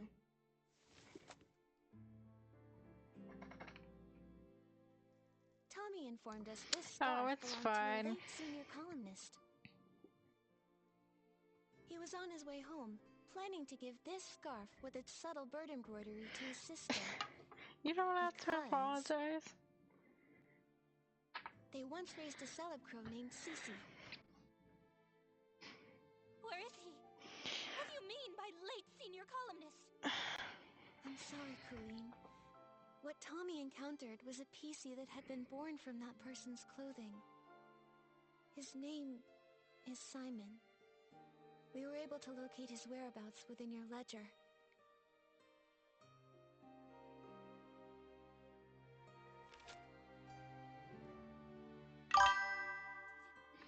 I'm alright. It's I didn't pretty know. late for me. Still I think this letter was meant for you. interrogating. It's possible he may have taken on a new PC name to conceal his true identity, hoping to meet you again someday. How are you? I'm sure that hearing that new name, it must have felt very unfamiliar to you.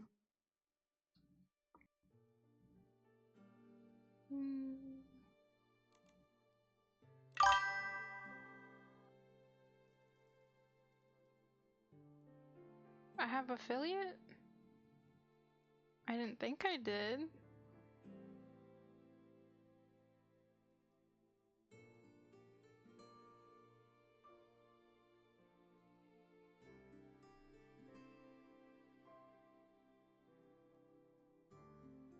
I shouldn't be.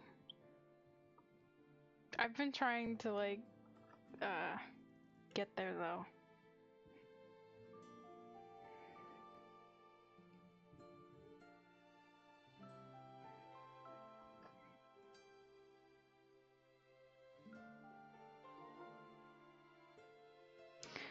Might need to switch out my controller for my phone, because I need to charge it.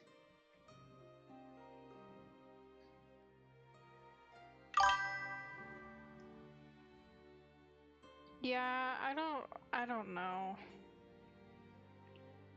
I did set up the monetization,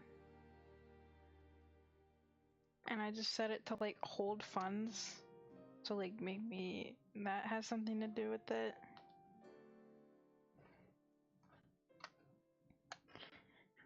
I don't know why.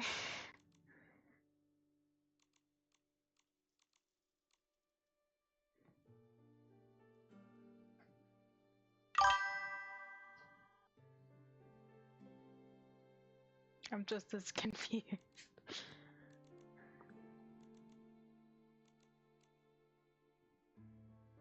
I've been waiting for him to come home. I took my medicine. I took good care of Cece. I promised, even sick, I'd live longer than Cece, longer than him. I wrote the newspaper letter to every address listed in our book. Later, I went knocking door to door. None of them knew. He'd gone too far away. I then became a PC, and my brother. There must be another PC born from his closet. I waited and waited for such a long time. I kept all of his clothes safe. But why, brother, why did you leave me all alone? His strongest wish was to go home and see his sister. He only had the clothing It's he wore fine. outside. I've been The road home interrogating was too long. people in the Why game, did you so think maybe it's joining only Red fair. Star would help you find your brother? But no, The I don't. final costume, I don't mind. the I'm forbidden just. outfit, can I don't capture know. every I'm gaze also and confused. I control guess every mind. it's a valid So many question. people walk the streets of Sichi and beyond. There are so many cities that are just like it. I won't be able to find my brother in all of that. Unless the outfit's finished. Whoever wears it only needs to stand on the stage and ask one question for me. That's all. The forbidden outfit. So that's Threadstar's ultimate goal? That's absolutely crazy! You knew full well that it was an evil power. Beyond all that, you were fully aware that the PCs you ordered to be kidnapped had loved ones who would be devastated, their hearts broken because of your actions. You know that pain better than anyone. To hurt others for your own desires, that's incredibly selfish.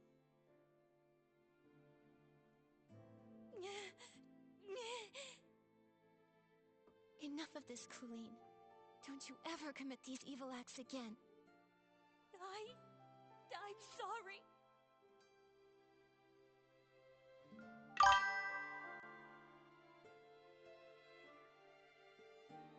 Oh. Well, you're free to relax here.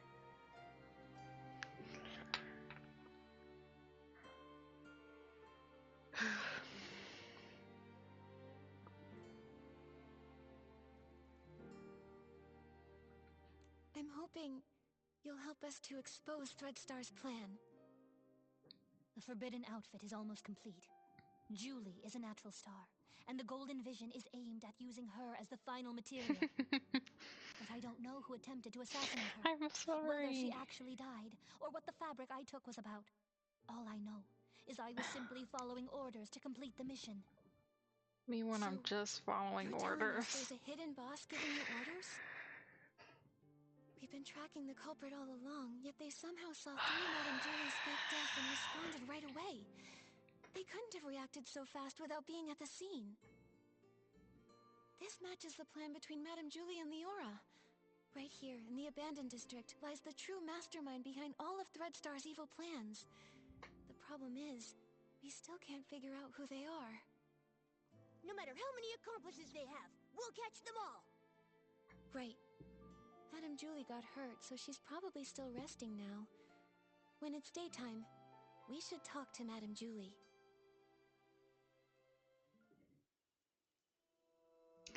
Dang it. It's so blurry again. It's alright if you don't talk much. You can just lurk. I don't really mind.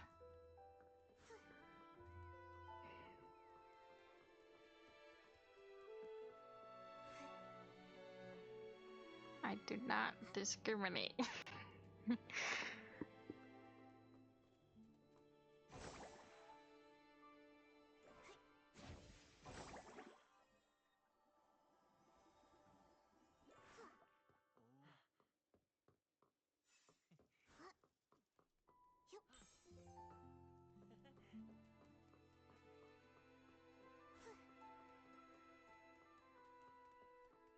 Is there a seal down there?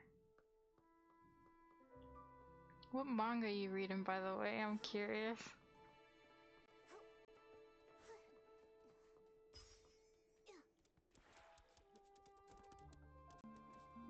I'll leave you alone after this question.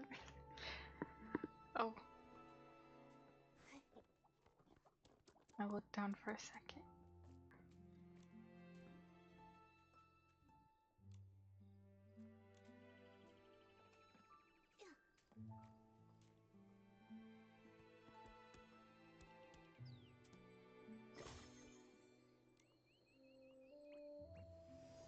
Shoot. It's so blurry.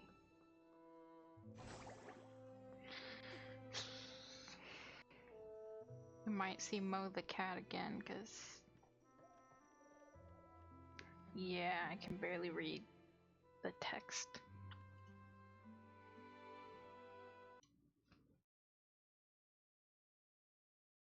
Mo makes an appearance. Hi, Mo.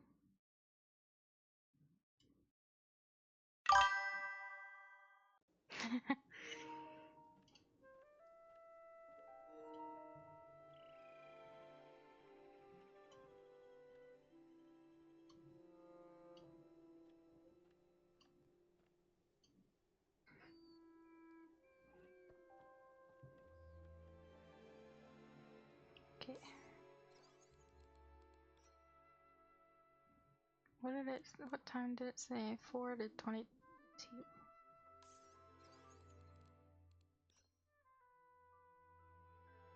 Nikki uses military time.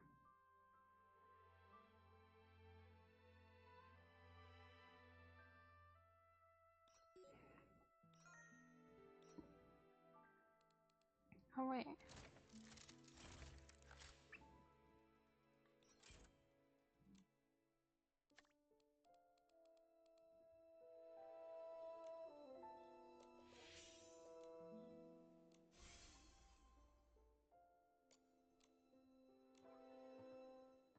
Oh, this is so exciting! What's next? Madam Julie, Leora, what are you talking about? Just bragging about how smart and brave my little Nikki is, and how she took down Threadstar and smashed their schemes. Yeah, without Nikki's help, I don't think our risky plan would have ever worked.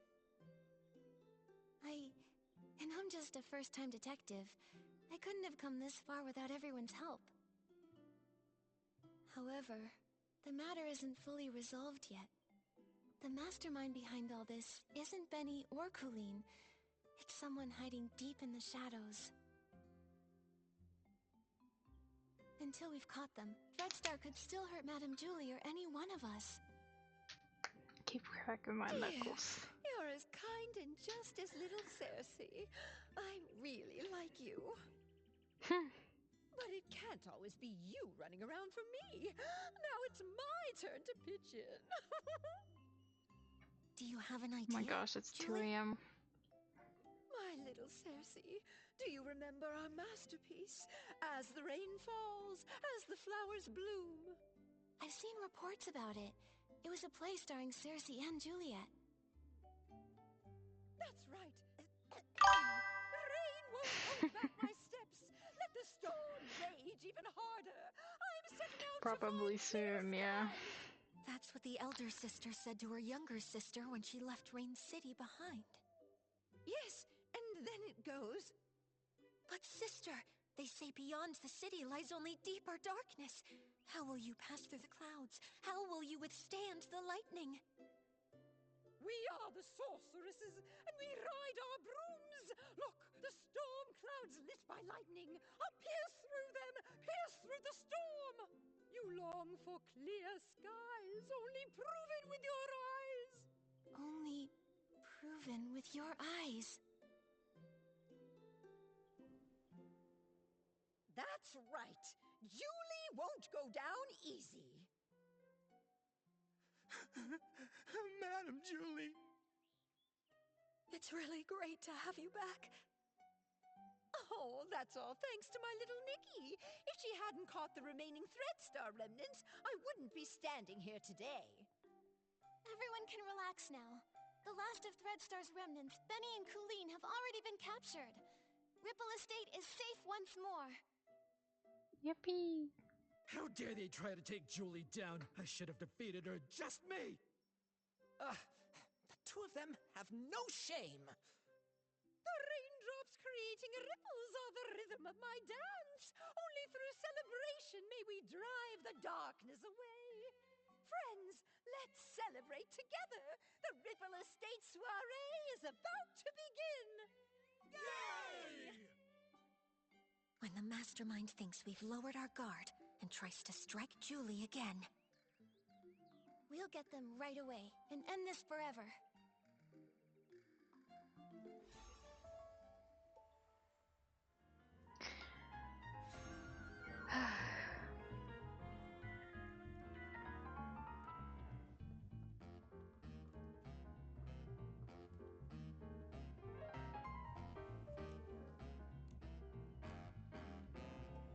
How do I attend?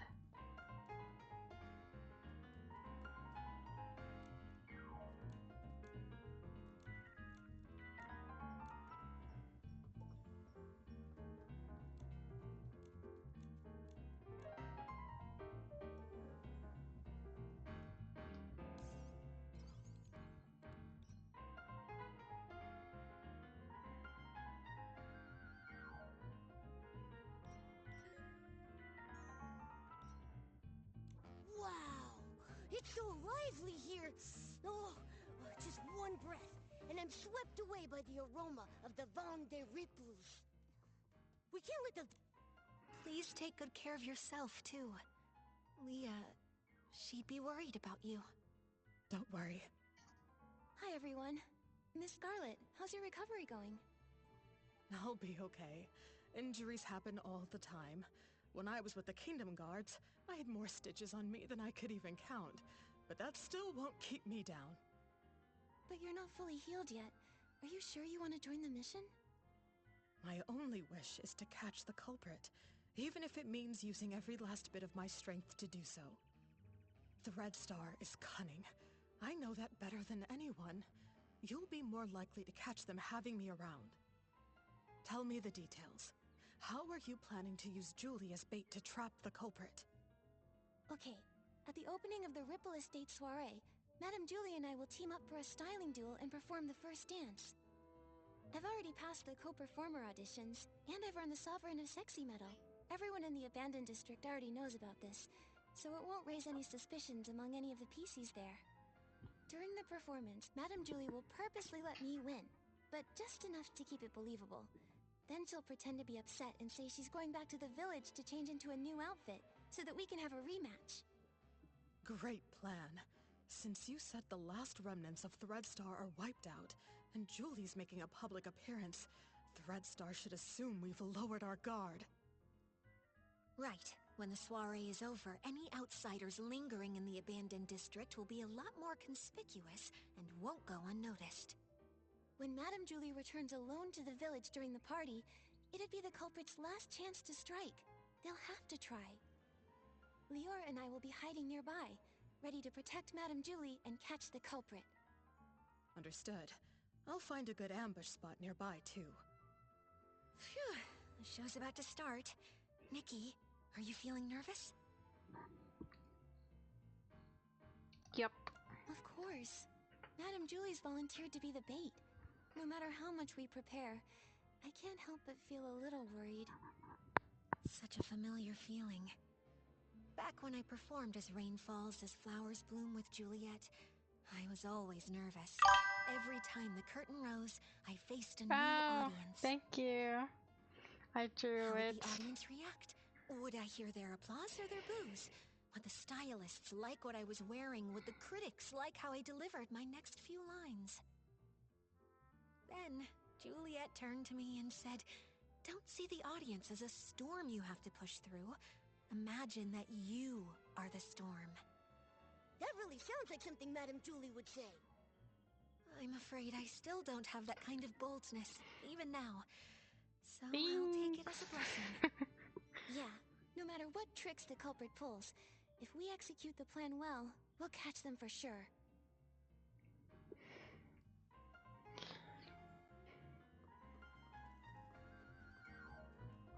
Trying not to gloat right now.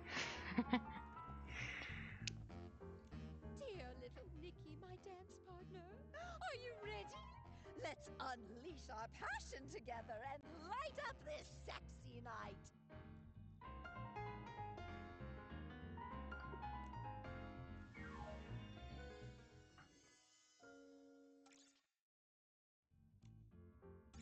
This outfit gets used so much.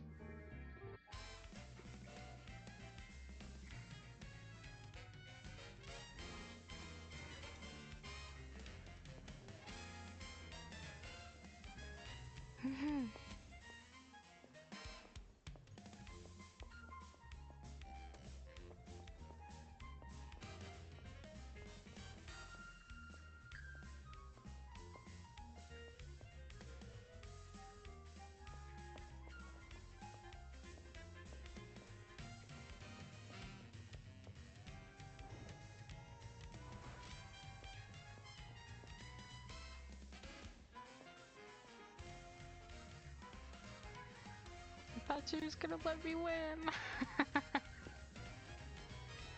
Oh no. Oh no.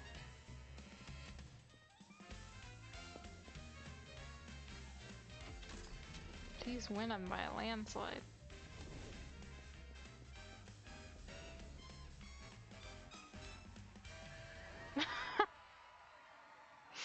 I failed.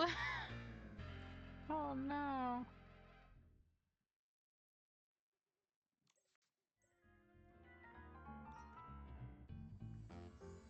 Oopsie.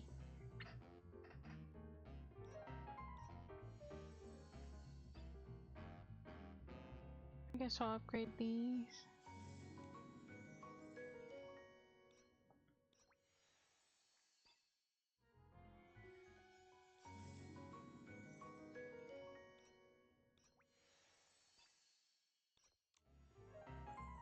I need so many bubbles.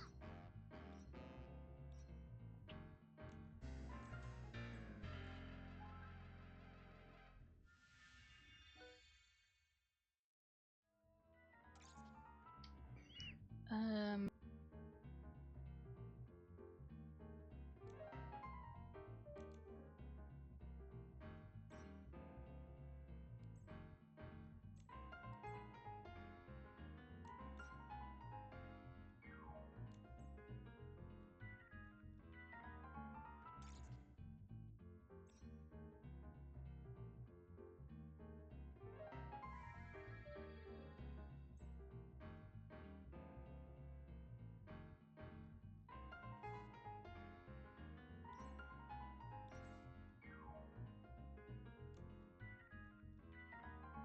I have so many.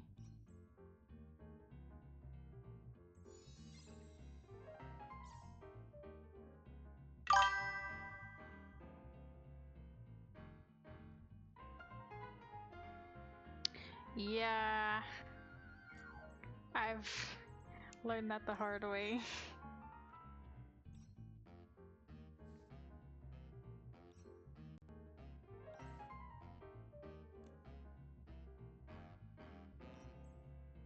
But at least I can level up my Eureka's.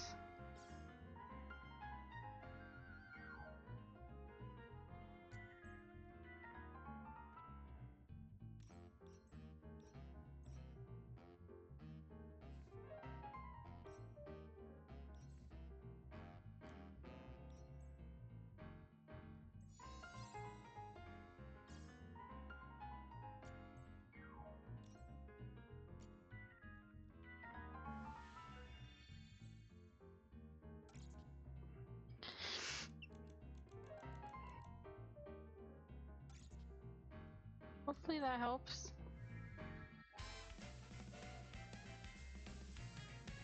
If not, I'm just gonna have to... What does it do? More realms of escalation.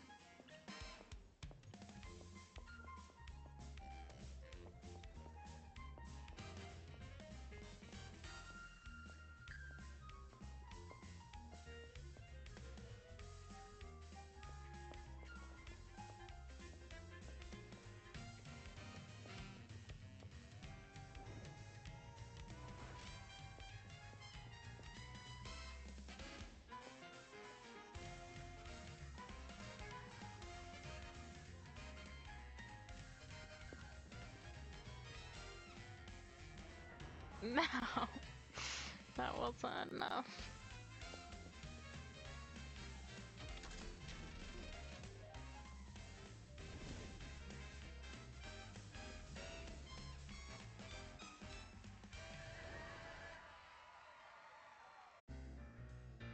Oh man.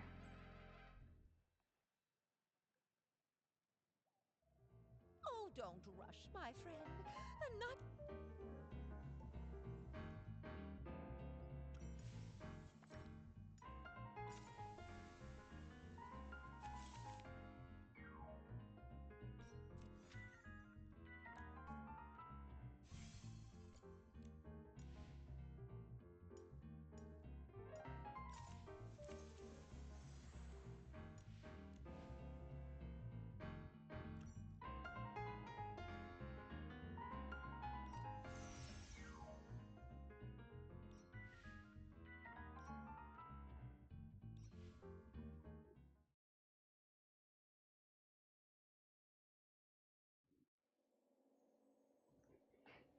I need more of the rare materials.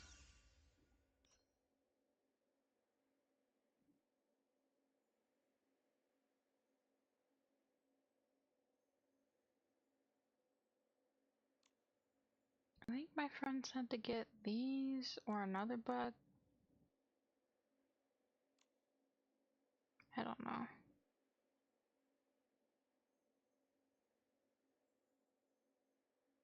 But I guess I'm gonna use...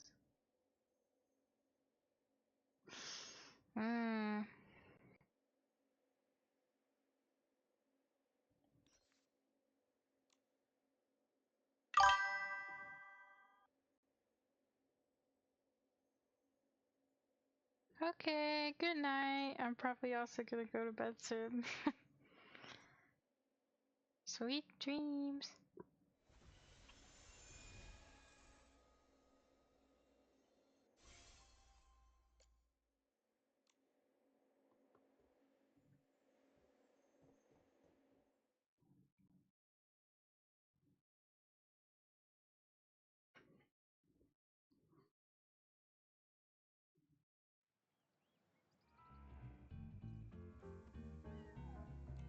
Dear...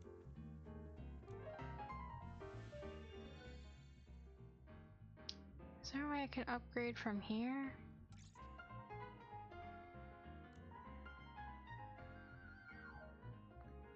I don't know.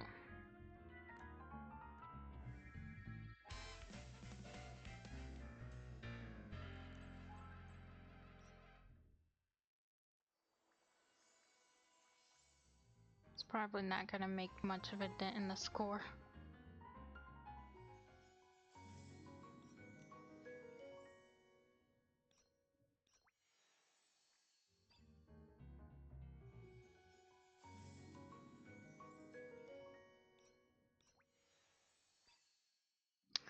Yeah.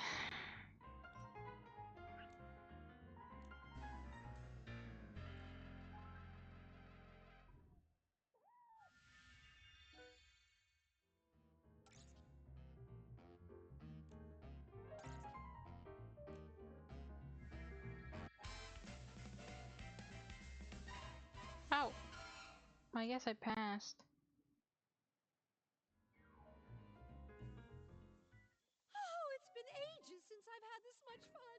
One more dance. Just one more. Madam Julie, I've already Yippee! beaten you once in front of everyone. I don't want to look like I'm disrespecting the Ripple Estate. Oh, what nonsense. Do you think I, Julie, am afraid to lose? Don't underestimate the sovereign of sexy. I've still got an ace up my sleeve. If that wasn't her full Gordon made me an power, outfit that's full of whim.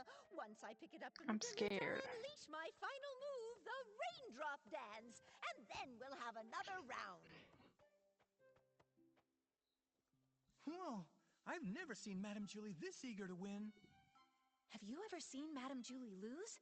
This is her first time facing as strong an opponent as Miss Nikki. One round's not enough. Exactly. Come on, let's grab some more detergents. There'll be more exciting performances later. Well, then I'll wait for Madame Julie to return from the village for another dance. Nikki, should we start getting ready? Right, let's head to Prosperville now. I don't know about going to Prosperville. I think I'm... The wind Man, is I picking up. am Mama, tuckered be out. careful. It's been... Don't blow away. It's just a light breeze. I'm not worried at all. Ooh,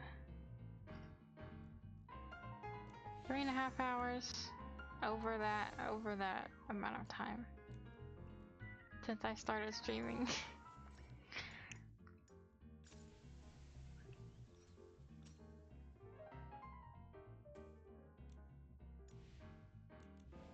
I'm gonna resonate, I guess, once.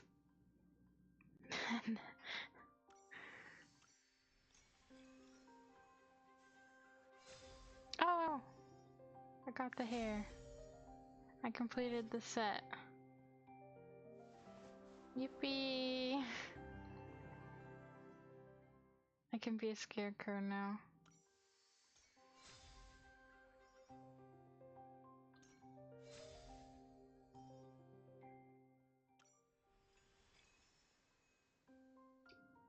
Okay.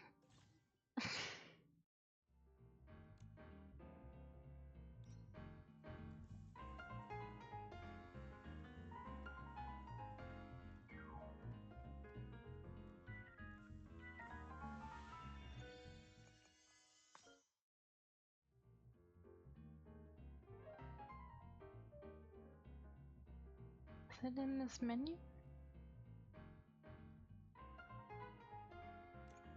It's not.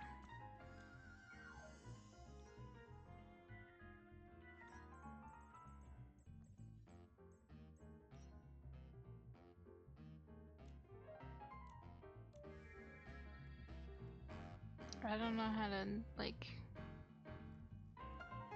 activate it.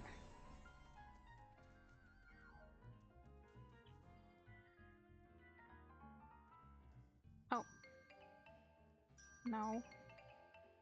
That's a different light bulb.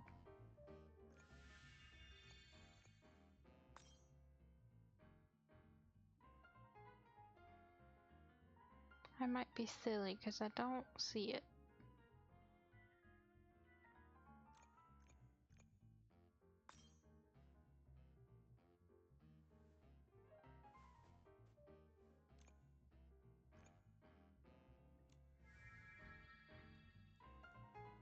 Yeah, I don't know how to enable it, but I'm gonna go to bed. Bye bye. Good night.